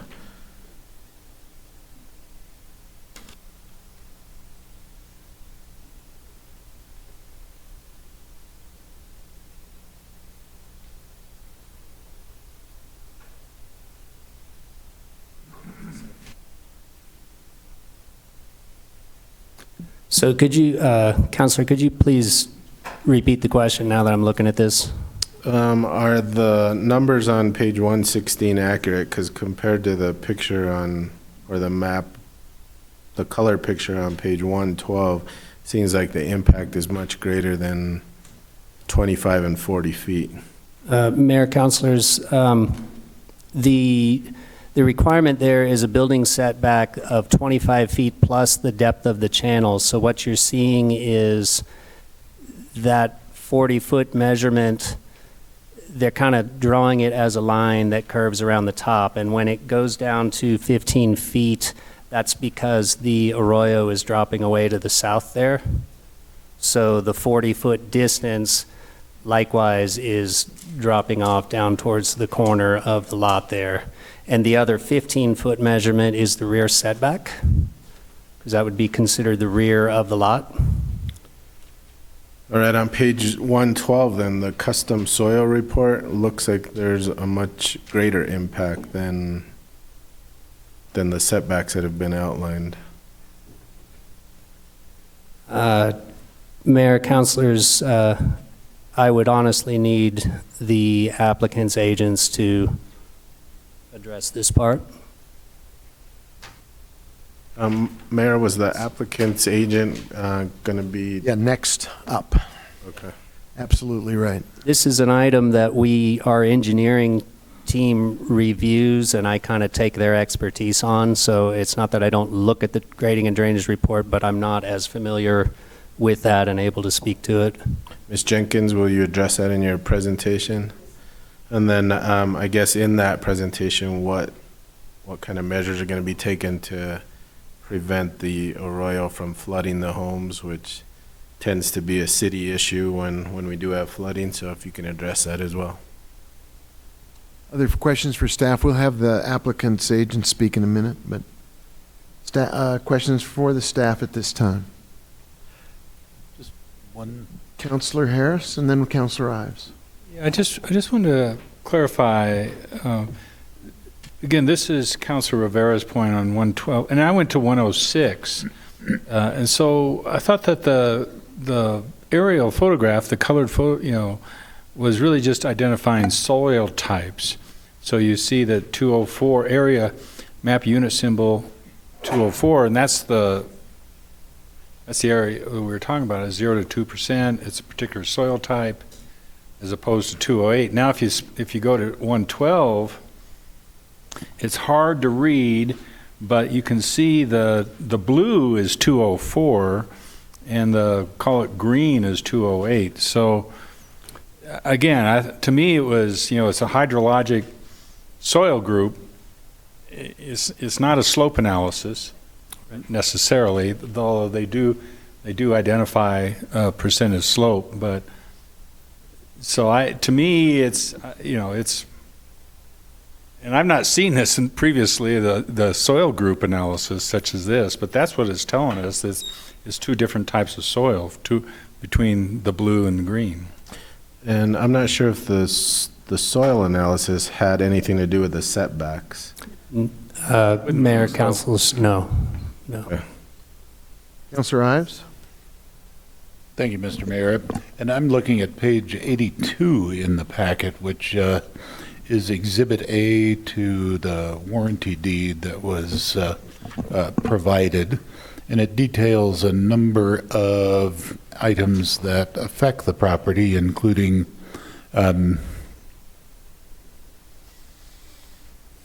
terms and provisions of an annexation agreement, easements and notes as shown on a plat entitled Lot Split for James O. Richardson filed in 1992, as well as easements, notes, and conditions, terms contained in dedication and affidavit and in stormwater agreement, all are shown on a particular plat.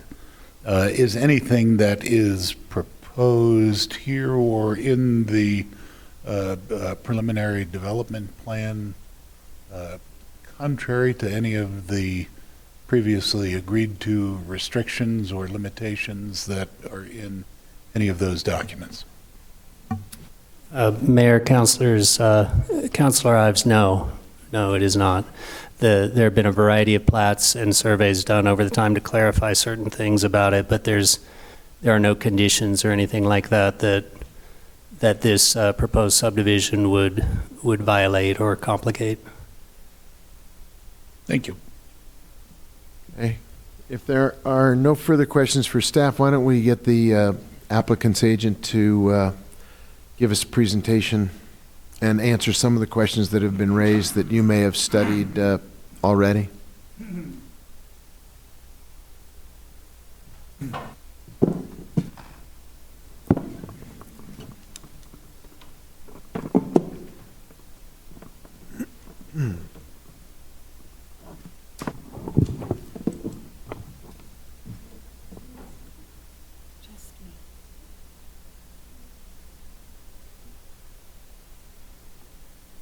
I do. Oh, is it working? Okay, excellent.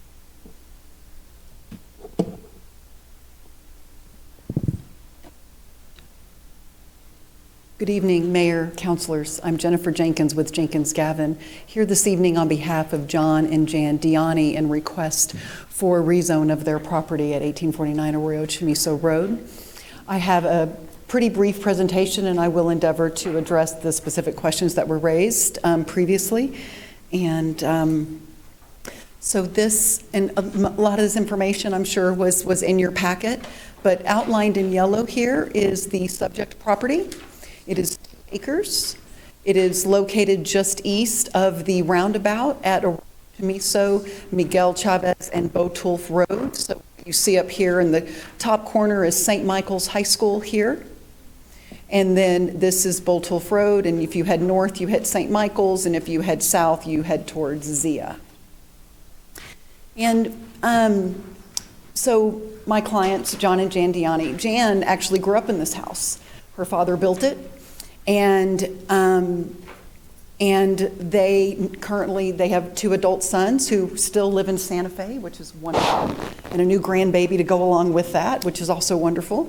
And one of their sons is currently resides in the house. Actually, both of them did reside in the house. They were sharing it, but of course they're doing a little work on the house, and then the baby comes. So now the brother and the wife and the baby are no longer under the roof at the moment. But Jan and John love the idea of Jan's parents, passed away, and so they took ownership of the family property, and so they love the idea of being able to create lots they can give to their kids, and it's part of encouraging them to still decide to remain and raise their families in Santa Fe.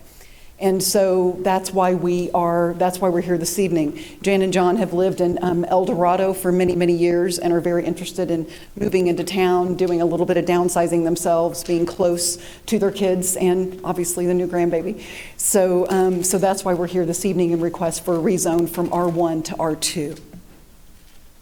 So this is the future land use map. And as you know, the city's general plan identifies certain land use categories and densities that are encouraged or desired throughout the city.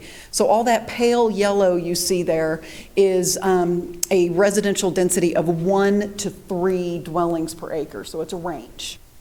And so what you see here, the blue is institutional. As you move down Seringo Road, there's a lot of office development there. So the purple is office, and then there's more blue institutional down here where the former Milagro Junior High was located.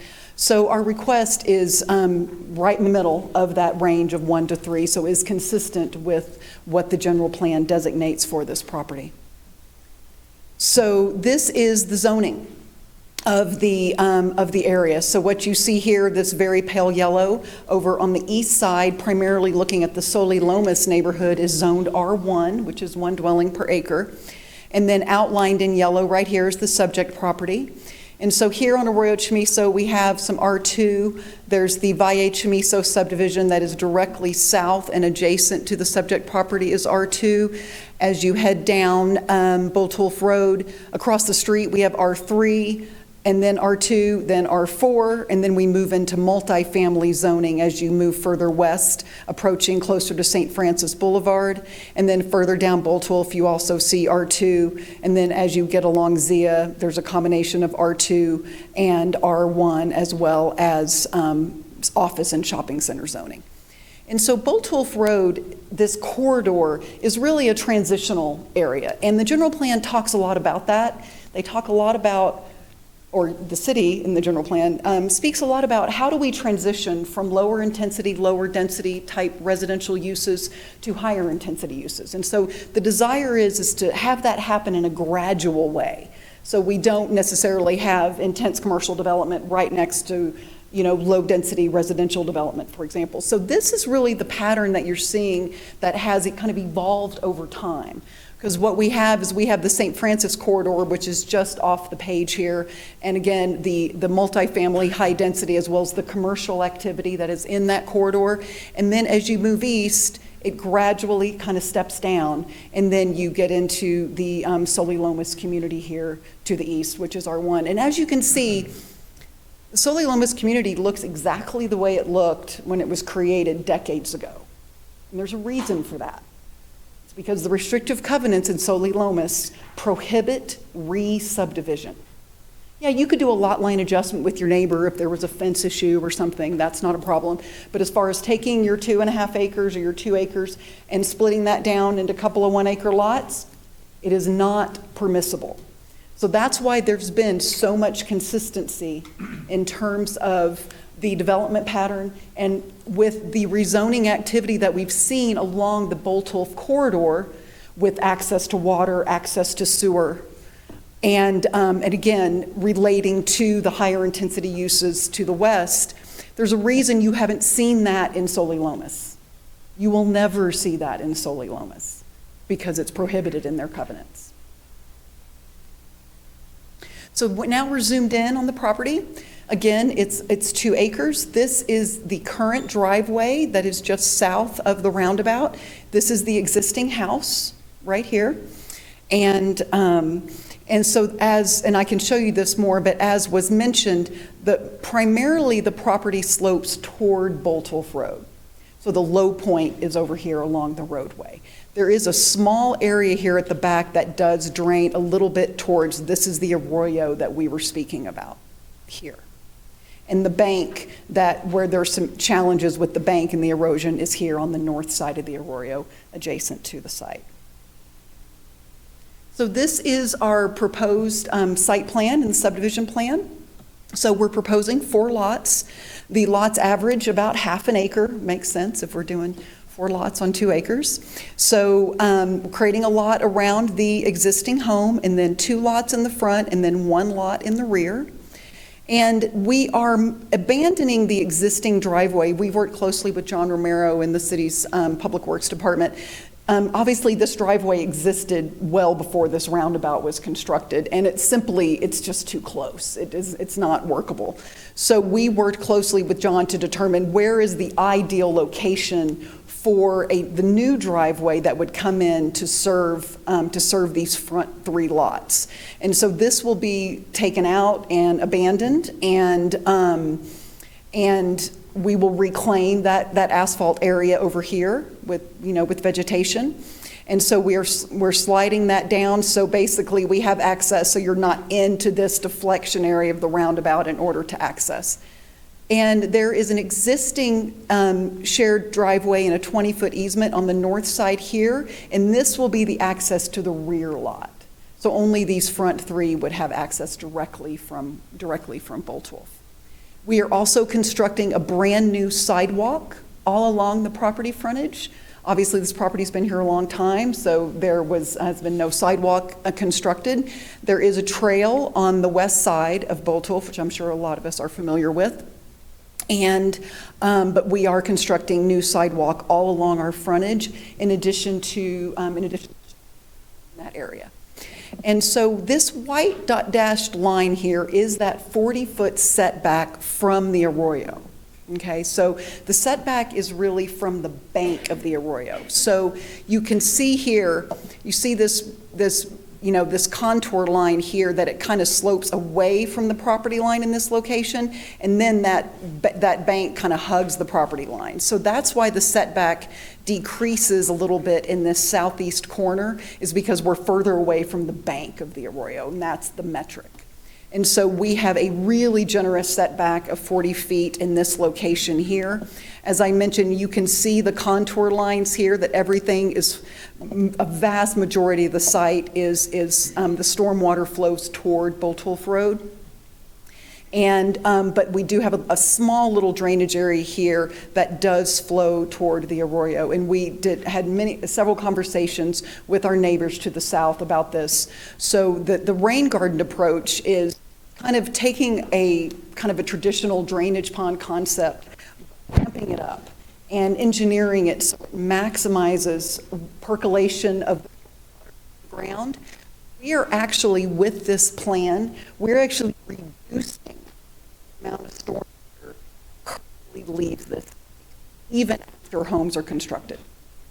Even after more area or more impervious area, with the addition of this improvement, the amount of stormwater that leaves this site is less than today. So we are taking measures to mitigate any amount of water. So our hope is that very little water, if any, actually exits this drainage area here, and we're engineering this so the water does percolate.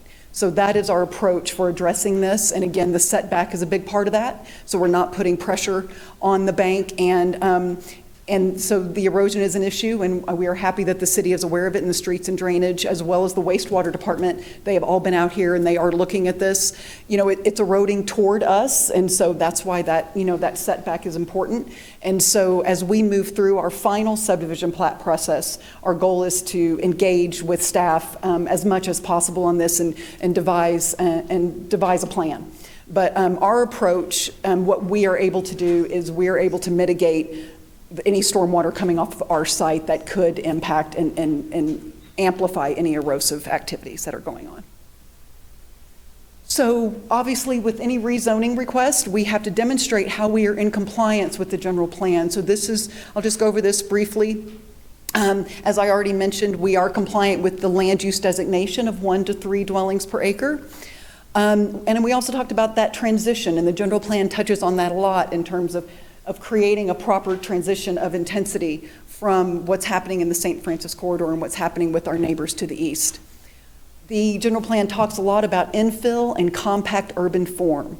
When we have access to roadways and water lines and sewer lines that are right on this property's frontage, it is appropriate, and the general plan encourages higher zoning classifications in order to have an efficient use of land and efficient use of city infrastructure. And And again, it is, this would be obviously fall into the category of an infill project. And as it states on that second to last bullet there, both infill and future growth areas, the city must encourage higher densities of residential and commercial development than existing zoning often allows. Smaller subdivided lots and smaller homes help create efficient use of already existing roads and utilities, help ensure cost-efficient public transit. There is a bus stop directly on our frontage, and provide the type of housing that will be in demand as the general population ages during the upcoming decades. And so we fulfill that intent by offering some smaller lot sizes. But again, I think it's probably a misnomer to call these small lots. These are half an acre. Half an acre is over 21,000 square feet. And just as a point of comparison, the typical suburban residential lot usually ranges in size between 5,000 to 7,000 square feet. And these lots on average are 21,000 square feet. So these are, it's about being in that transition from our R1 neighbors to the east to the higher density to the west. And as I mentioned, I think it's important because some of the neighbors from Soto Lomas who came to our neighborhood meeting expressed concern about, well, what's going to stop this from happening in Soto Lomas if a rezone is approved on Boltwolf Road? And I think we've demonstrated if it could happen, it would have happened. Obviously, over the last 20, 30 years, there's been enough development pressure in Santa Fe that if rezonings and subdivisions and lot splits could happen in Soto Lomas, they would have happened, but they can't. This is the excerpt from the restrictive covenants that govern that community. And with that, I think I hopefully answered the questions. Oh, I wanted to go back to the grading plan, I think, with Councilor Rivera's question. Let's see. There it is. So here's the grading plan. Okay, so as I mentioned, vast majority of the stormwater moving directly west towards Boltwolf Road. This is the rain garden that we're proposing here, just to capture some of the runoff here that's coming off the east side of the site. And this shows that 40-foot setback there. So, Councilor Rivera, if there's any more, if I didn't touch on your question there, please let me know. And with that, I'd be happy to answer any questions. Thank you. Are there questions of the applicant's agent? Councilor, you've been very patient. Councilor Romero-Worth, why don't you kick it off? So I just have a couple questions. On Lot D, what are the setback requirements for that lot? So it kind of gradually, you can see it here.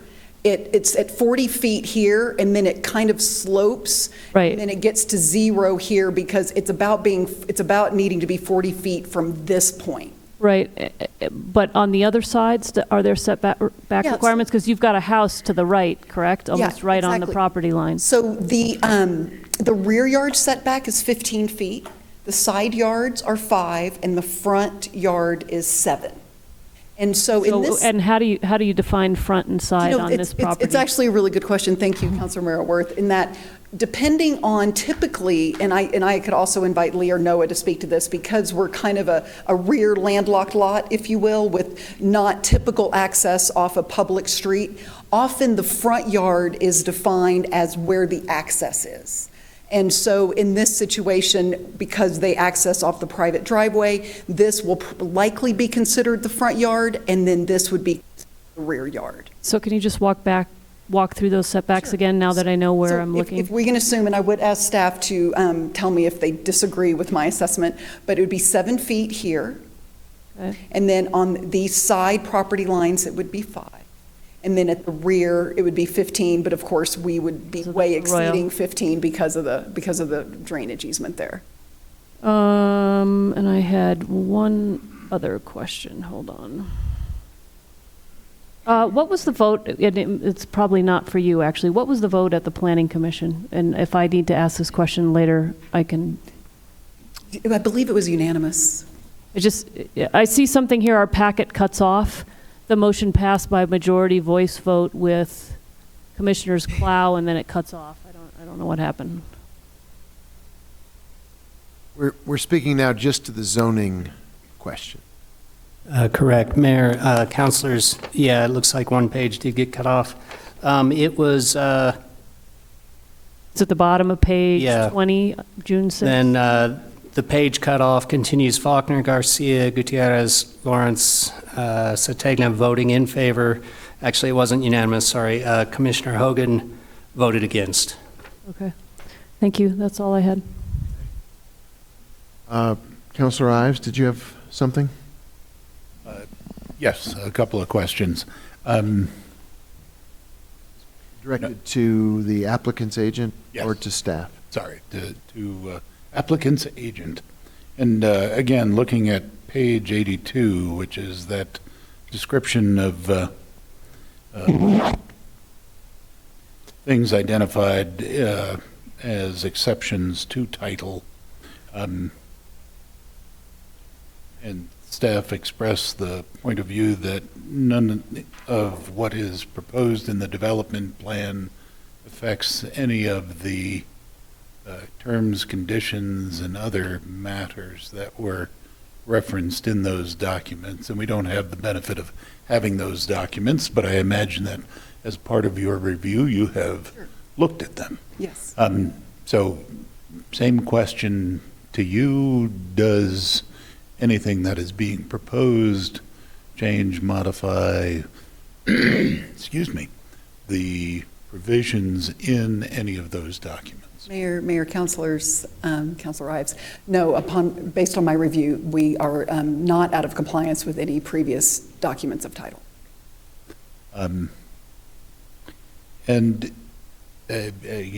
in Soli Lomas, I'm certainly familiar with the covenants there, which actually expired after their initial 50-year terms, and a number of years ago, the neighborhood determined to reimpose covenants on ourselves, slightly different, which allowed actually for the placement of accessory dwelling units. Mm-hmm, mm-hmm. Are there any limitations anywhere in these proposals with regards to additional dwelling units being prohibited on these properties? Because, and this is the reason I ask, it's R1 currently, yes? So it could be there, you could do a lot split, and then you'd have a right to put on an accessory dwelling unit on each one of those two, resulting in 4 units. So even under the current zoning, it would seem to be possible to bring 4 units onto this particular piece of property. Yes, you are correct. It would not be 4 primary dwelling units, and but yes, that is accurate.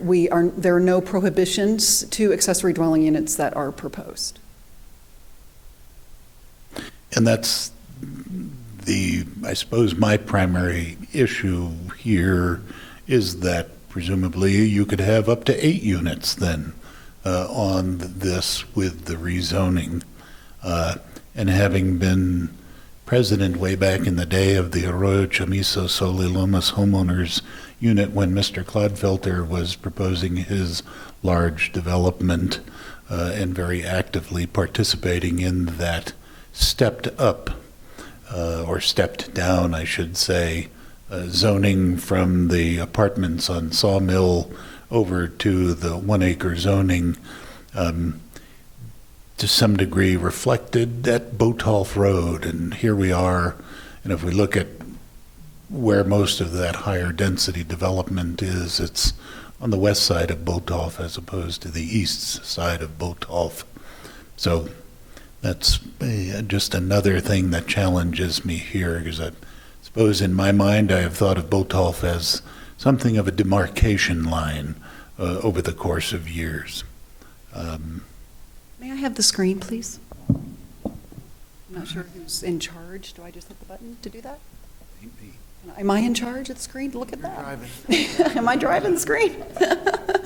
So, Mayor, councilors, Councilor Ives. So, I just wanted to pull up the zoning map just as a reference. So here's Botolph Road going right down the center, and there's a little bit of both. Honestly, we have R2 on the east side here. We have the Valle Chamizo neighborhood, which is R2 on the east side. As you go further south, there's another piece of R2 on the east side, and there's actually a fair amount of R1 on the west side. So we do have this little patch in here of R3 and R2. And then as you, of course, as you move north toward St. Michael's Drive, we get into multifamily zoning with that project that I'm blanking on the name of it at the moment, the condominium community there. So I see what you're saying with respect to kind of seeing Boltolf Road, but also Boltolf Road in and of itself is a corridor with access to utilities. And so I think we have to think about that in terms of a corridor, not just one side of the street or the other side of the street. And I would venture that it's very modest. Looking at half-acre lots is a very modest uptick in the zoning in recognition of what's happening along the corridor and as that transition from R1 to the western development. I appreciate the point of view, though I may not agree. Thank you. Councilor Harris? Thank you, Mayor. So it's noted on page 28 of the packet that Boltolf is defined as a major collector. So I think that whether it's east side, west side, clearly your map demonstrates that there's a mix, and I think that the mix is healthy. And in terms of the accessory dwelling unit, these folks have the same right as everyone else. We know what we went through to get to the point of defining ADUs. So to my way of thinking, I really have no problem with the rezoning. I am curious. I keep looking at the drainage plan. This would be is temporary erosion control plan and details. And I do, even though we continue to be short-handed in the engineering division of our land use department, I believe that Joe Barella and others will look at it and take the proper precautions. The rain garden really only services Lot D and a portion of C. I mean, if you really look at the terrain. And then you've got that cutoff swale that basically takes any water and takes it to the north, essentially, to the swale along the driveway. Mm-hmm. And the whole driveway runs down towards Boltolf. What's the plans then for, that could be a considerable amount of water. Yes. What's the plan there? So, thank you, Mayor, Councilor Harris. So, we did submit a full civil package with our preliminary subdivision plat application that accompanied the rezone request. So, Nick Fiavo, the former city engineer, as well as possibly Joe, had their eyes on this application. Mm-hmm. So it was reviewed. So a couple of things in the drainage plan as far as the subdivision goes. We have the rain garden that we have here, and we're also swaling the driveway itself in order to capture the water off the driveway. But as far as lots are so generous in size, there's a requirement on the plat that each lot is responsible for the stormwater coming off their roof, coming off their driveway. This is such a small project that doing a large centralized ponding area just didn't seem to make sense. Right. So there will be, as you say, per lot, any Correct. type of retention. Yes. So that's good, because without hearing that, you can kind of think all this water is being taken to Sure. the street Yeah. and along the sidewalk and runs Yeah. to the south. So, Yeah, all right. Are there any, or will there be, or is there any discussion about stabilization at the top of that arroyo? I believe there's been a lot of discussion about what the options are. That easement is, the city holds that drainage easement. Mm-hmm. And so, I have not been in the room or wasn't at every site visit when staff was going out there to look at it, so I can't speak with authority on the nature of maybe the different options that were discussed to address it. Mm-hmm. Okay.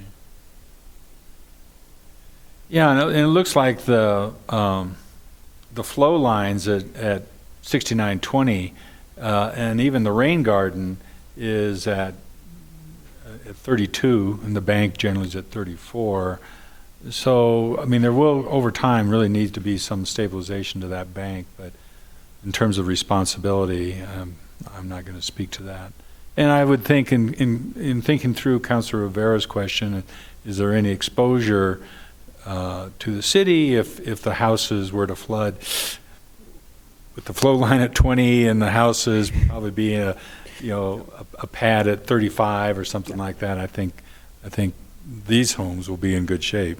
But anyway, those are my comments. Thank you. Thank you. Councilor Lindell. Thank you, Mayor. Good evening. Just a couple of quick questions on why wouldn't this have qualified under a family lot split? Why wouldn't you do that?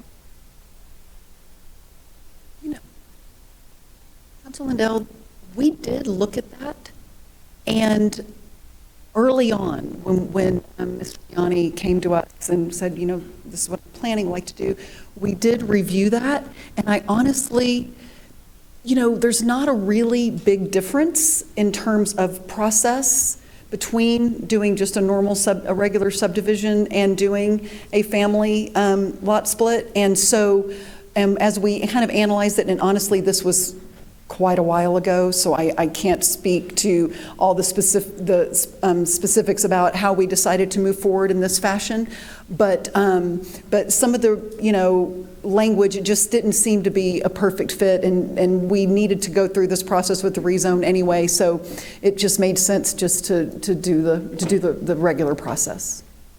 I see in the Planning Commission notes that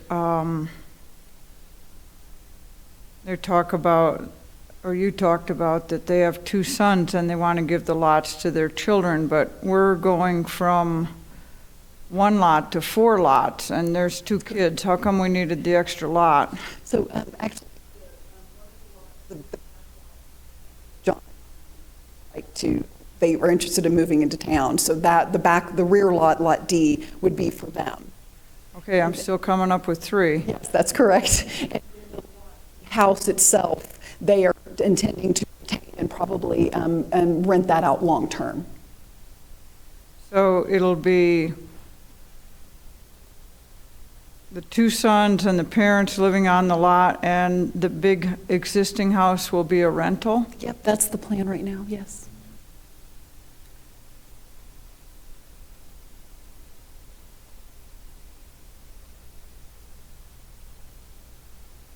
Okay, Mayor, I will yield the floor for now, but I may have other questions. Okay, we'll come back. Thank you. Questions from this side of the House? Councilor Vihil-Coppler.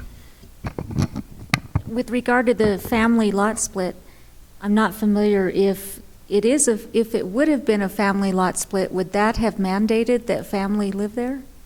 There are restrictions in terms of holding the property prior to any future sale, but it still would have required the same rezone process and everything. But again, we looked at this so long ago that, and I'm sure staff could probably speak to it with more authority than I, but as we looked at it, it just didn't seem to make sense in this instance. So doing it the way you're doing it now, or requesting to do it now, opens it up so family really doesn't have to live there. That's true, correct. Thank you. Kids move. We're trying to keep them here, but it happens. Other questions of the applicant's agent? We also have a public hearing pending with comments from the public. Councilor Harris, you have a question? No, to me, I have known John and Jan Diani for quite some time, and I know they have 2 sons. I probably haven't seen them since they were very young. But, that story, whether I know them or not, or whether it's family or not, doesn't make any difference. I mean, I think of it as a rezoning. Is the rezoning appropriate in this part of town, in these circumstances, to go from, to rezone to R2? And that's really the question in front of us. Thank you.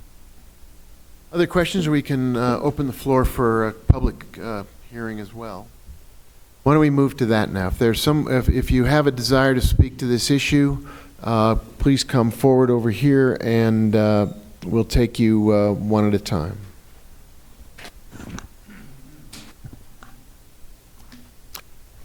I'll swear everyone in at once, Mayor. Exactly. Can we do it all simultaneously? People will come up. If you wish to speak to this, you'll be all sworn at the same time. Please raise your right hand. Under penalty of perjury, do you swear that the testimony you're about to give is the truth, the whole truth, and nothing but the truth? I do. Thank you. Thank you. If you'll step up and state your name. My name is Richard North, Mayor and councilors. I am the landowner of the property directly to the east of this property. I've lived there for 22 years, know the area well, and I agree with Councilor Harris. I think this is a zoning issue. I think people have a right to, if they meet all the other requirements of the city planning, that they ought to be able to go ahead, and I'm fully in favor of this rezoning. Thank you, sir.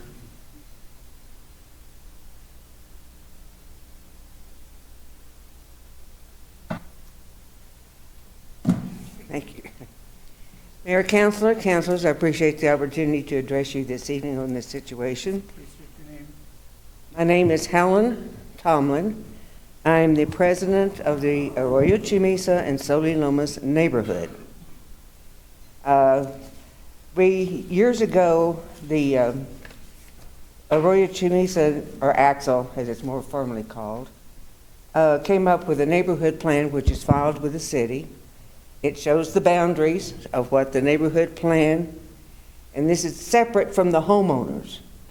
The homeowners only exist for units 1 through 6.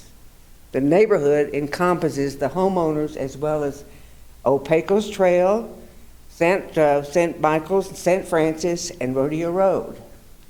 That also includes Boltoff. I'm not going to go through the whole plan, so don't panic. I have to warn you, you only have a couple minutes, so. Oh, okay. I just took an excerpt out of the plan. Thank you.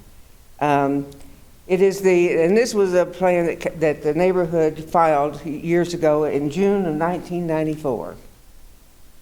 The excerpt in the back notes of Roman numeral 5, number 5, it is the general intent of the Arroyo Chimisa Solilomas Neighborhood Association to preserve and enhance the existing neighborhood residential quality of our neighborhood. Upzoning of the neighborhood should cease. Additionally, the city and county should strive to work in concert in issues of mutual jurisdiction such as growth, traffic, and utilities. Now, I understand, having kids and wanting to leave them a legacy and moving into town.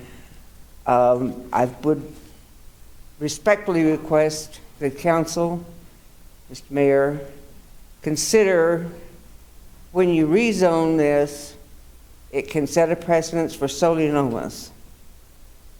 Thank you very much for your time. Thank you for your testimony.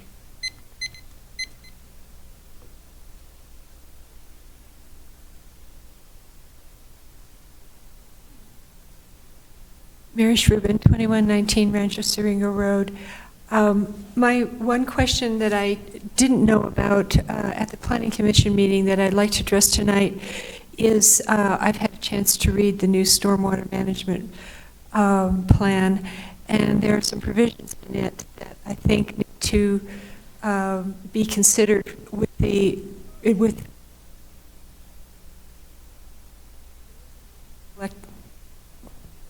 no. Okay, it is a major collector, and it already has plenty of traffic on it, and it doesn't even have, in some places, there's no curb, there's no gutter, and in some places there's not even any shoulder. And I'm concerned that the easement along this property, and it affects other property owners, is not wide enough for the city to be able to do the major upgrades that are going to be needed to make that road a true collector, especially where it comes to the culvert and the bus station that's right there on the east side, I believe, right? East.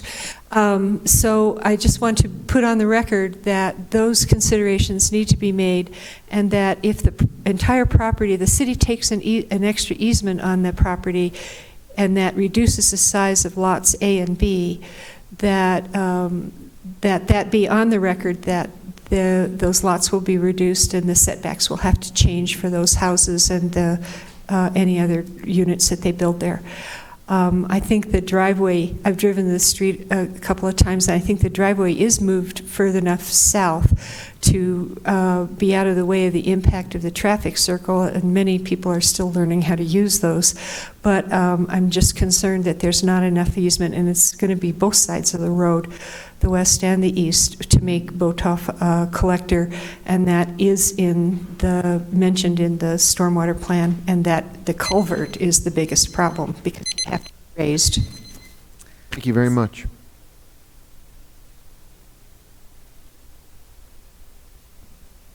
Yeah, Karen Heldmeyer, as you get more and more push towards development and infill, you're going to get more and more of these what are called difficult pieces of property. And Councilor Behill-Coppler knows them because they talk about them in the real estate a lot. Difficult for a number of reasons. And this one, although it's a small piece of property, has several of those reasons that were brought up by the neighbors. During the Planning Commission meeting, there's a problem, a potential problem with traffic, with drainage, and with the existing infrastructure. I think all of you have asked very good questions about that. I think people in Planning Commission have asked very good questions about that. The problem is the people in the neighborhood feel like nobody's watching out for them, that this push for more development is leading to, well, it'll, we'll fix it down the road, or we'll have staff look at it. And they're really concerned about some of these issues, as you saw in the minutes from the Planning Commission. And so I think you need to think about what level of oversight for the neighborhood needs to be done for these particular problems, because as you've heard, they are potential problems. Also, in my guise as historian to the council, this is actually historian to the Planning Commission, one of those infill developments that had a lot of little lots in was in fact approved because a family came in and said they needed a lot of little lots because they had a lot of people in their family and everybody wanted a lot. And that sounded fine, except the next day it was on the market. They tried to sell it to HomeWise and among others. So don't know if that'll happen here or not, but it's something to think about. As Councilor Behill-Coppler pointed out, just because you say it's going to be for the family, if it's developed in a way that doesn't require that, it doesn't require that. Thank you. Stephanie Benenato.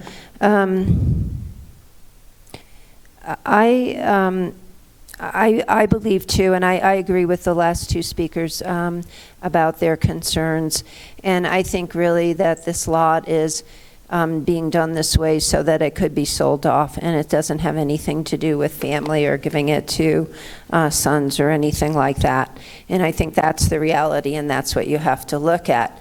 It is really, I still think, a questionable lot, a questionable rezoning of one lot. And again, that is not allowed, and it does touch an R2 zone, but it's only a 2-acre piece. And it would make, I think, more sense if you're really looking at this plan and wanting it to be a transition zone, that you actually don't just rezone this lot, you rezone, say, all the lots up to Arroyo Chamizo that are fronting on Boltoff Road, and rezone them all R2, say on both sides. So it makes sense, so that you have a rationale, so that you're being inclusive, you're not just favoring one lot. And that is the problem here, is that there's just one lot being favored, and then some other lot's gonna come in, and they're gonna have some reasons why. And then the other thing I just want to say too is I think that there was one lot in which they said because of the setback required by the Arroyo, that there would be very little likelihood that an ADU could be built there. And I think that it might be appropriate then to say that this lot is not appropriately cited or whatever, however the proper wording would be, to have an accessory dwelling unit given setbacks, et cetera, unless, of course, it was a second story. Maybe you make that kind of distinction or exception. I think also Mary's suggestion that if you're thinking about widening Bolthoff at some point, which sounds like you're going to have to do, that you should make a provision that those lots directly facing Bolthoff will have notice that they may lose that, a portion of that land. Thank you. Thank you. Others wishing to be heard who have been sworn? Okay. Are there questions at this time for anyone who has testified? Either the agent or the staff or folks who spoke just now? Councilor Harris? Well, again, I believe the Dianis are making a fair representation of what their intent is, but it doesn't make any difference. They're asking for a simple rezoning. If in fact they're asking for a family lot split, you could call into question what they're going to do, but they're not. They're going through a formal rezoning process, and I think that's the consideration. As far as traffic goes, to me, the traffic will be minuscule, whether there's, 4 houses plus, certain ADUs, because thinking about what we worked on 2 weeks ago with that particular subdivision and where that traffic was going to go, potentially to Velarde and out onto Agua Fria, this is a major collector that, quite frankly, in my opinion, doesn't receive that much traffic, particularly now that Capshaw/Milagro is gone.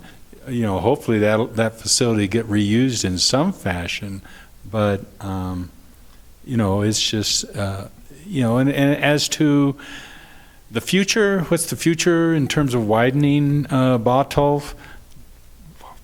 Hard to say, but if in fact that happens, I think there's a condemnation process that can be put into place to gather the right-of-way. I don't know, maybe I could ask staff, what is the right-of-way here for Bolthoff?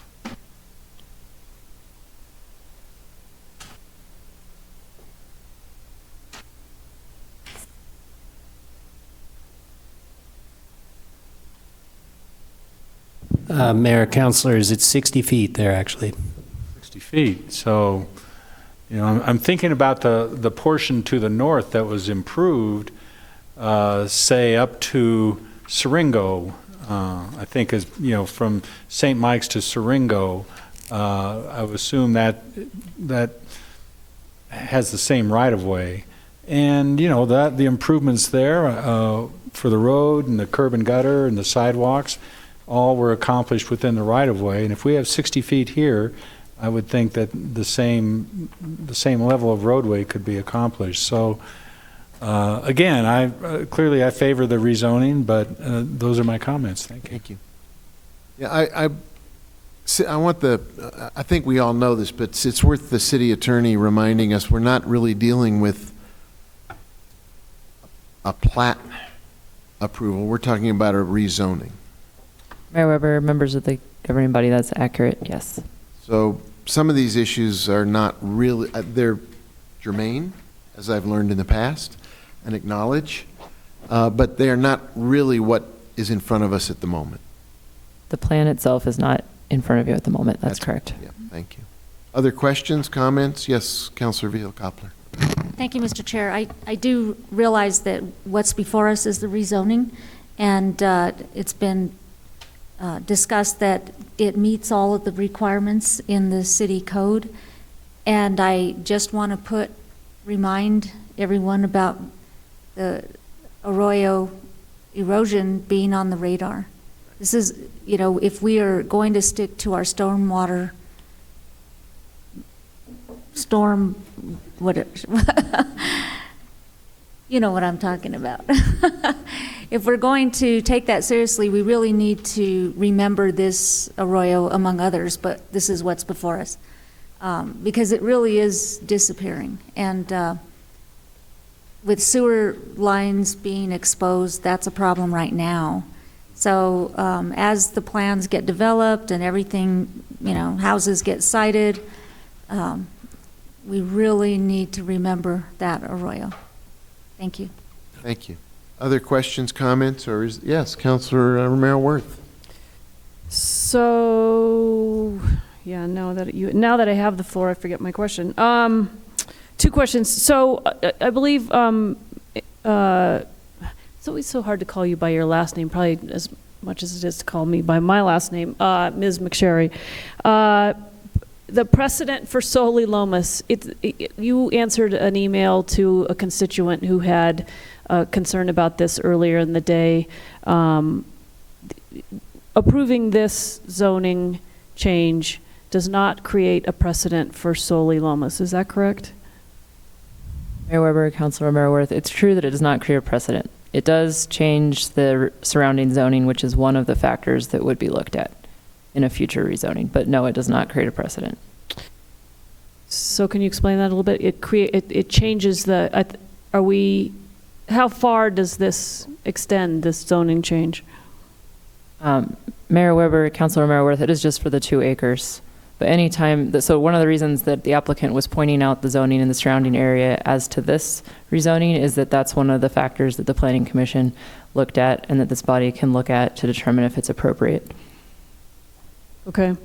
And I'm a little bit confused about the 60 feet of right-of-way.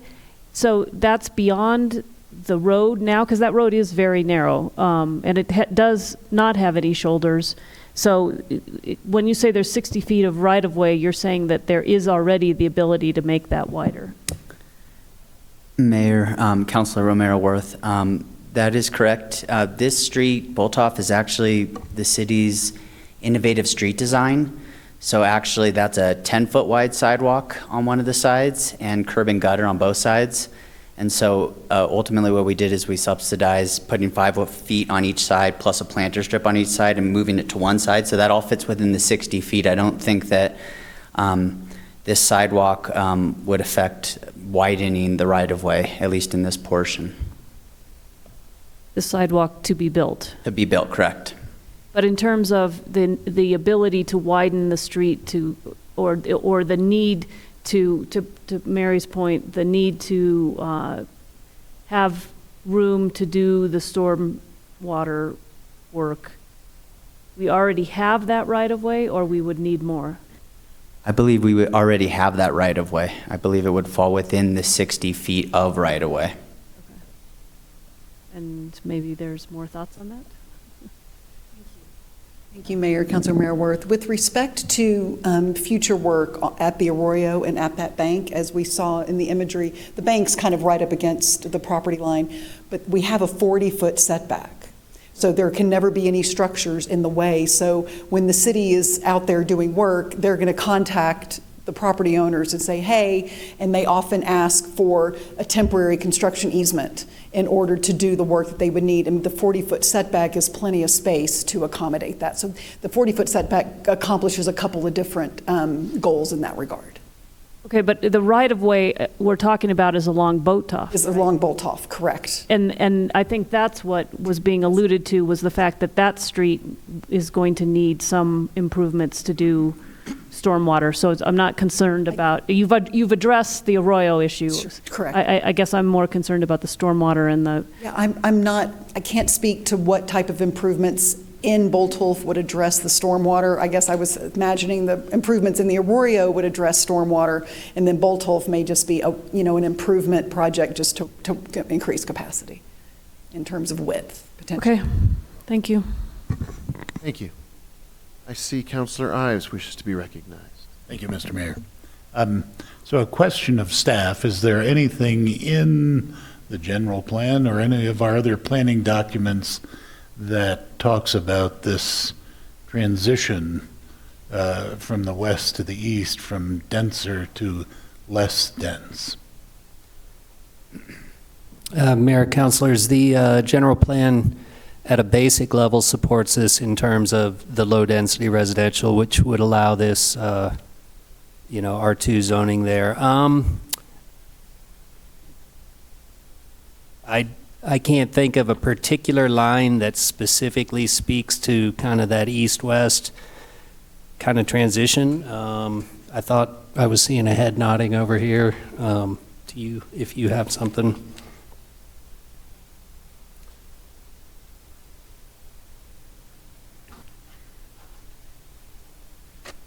Mayor, Councilor Ives, councilors, I cannot quote chapter and verse, but I just referred, in our application letter, we are asked as part of the rezoning approval criteria to address how we are in compliance with the general plan, and that was also the slide that I showed previously. And this idea of transition is kind of a recurring theme in the general plan. And one of the things that is looked at, I was involved in the effort to create the Southwest Area Master Plan along the Airport Road corridor, and that's where there's a general plan land use designation called the transitional mixed use land use, and that is new.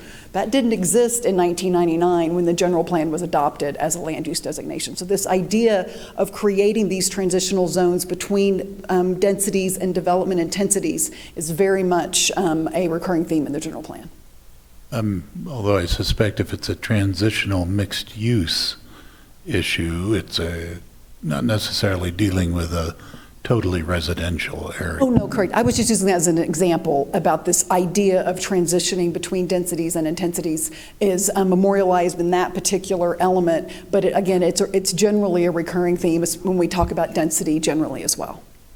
And so part of what the concept I'm trying to get at is the fact that, part of the justification and the rationale used by the Planning Commission is that, there are these other R2 designations on the east side of Botolph Road that have been put in place at some point in time, and that justifies then presumably eventually making everything on the right-hand side of Botolph Road R2, and then presumably if the next level of homes to the east is abutting R2, it's a small step to take one of those and say, well, gosh, there's all this R2 that abuts this piece of property, we should change this one as well.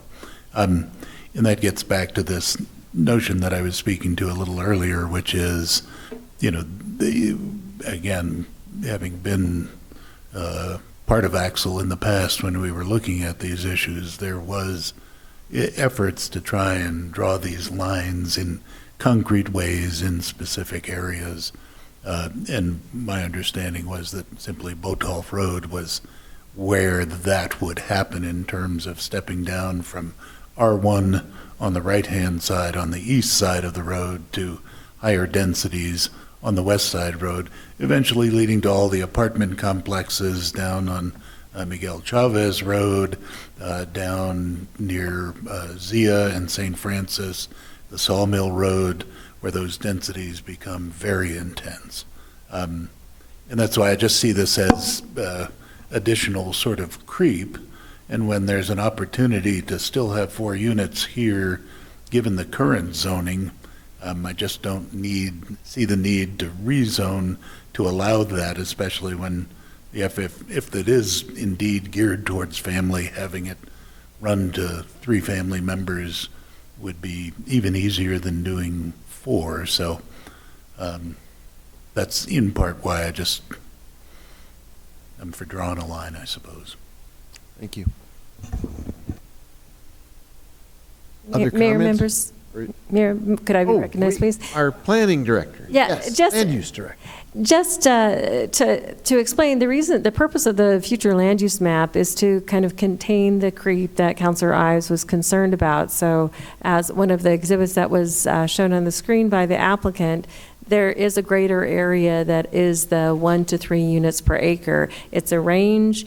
Every property within that, unless otherwise restricted by covenants and restrictions, would be eligible to request a rezoning up to the maximum, but it's a range of densities.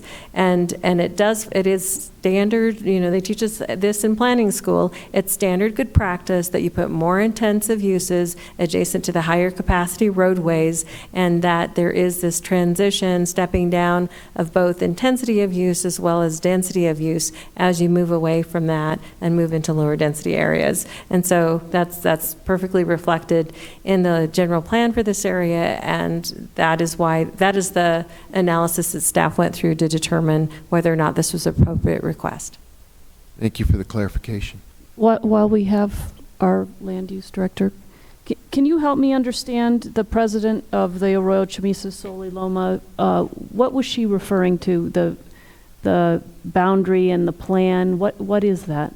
The neighborhood plan was submitted to the city as a piece of work from the neighborhood, and it was really more of a request to the governing body and elected officials at the time. It didn't go through any formal adoption with the Planning Commission and wasn't approved by the City Council. So it was more of a position statement. This is our plan that we've created for ourselves. It was an instrument they used to try to persuade policymakers going forward. Okay, thank you. Thank you. Councilor Harris. I'd like to make a motion, sir. I'd like to move to approve case number 2019-40, adoption of ordinance number 2019-16, rezoning from R1 to R2, property at 1849 Arroyo Chamisa. Is there a second? Second. Okay. Please call the roll. Councilor Rivera? Yes. Councilor Romero Worth? Councilor Vihel Coppler? Yes. Councilor Villarreal? Yes. Councilor Beta? Yes. Councilor Harris? Councilor Ives? No. Councilor Lindell? Mayor Weber? Yes. Motion is approved. Motion is approved. That completes this evening's agenda. Thank you all for being so patient and staying with us. We are adjourned.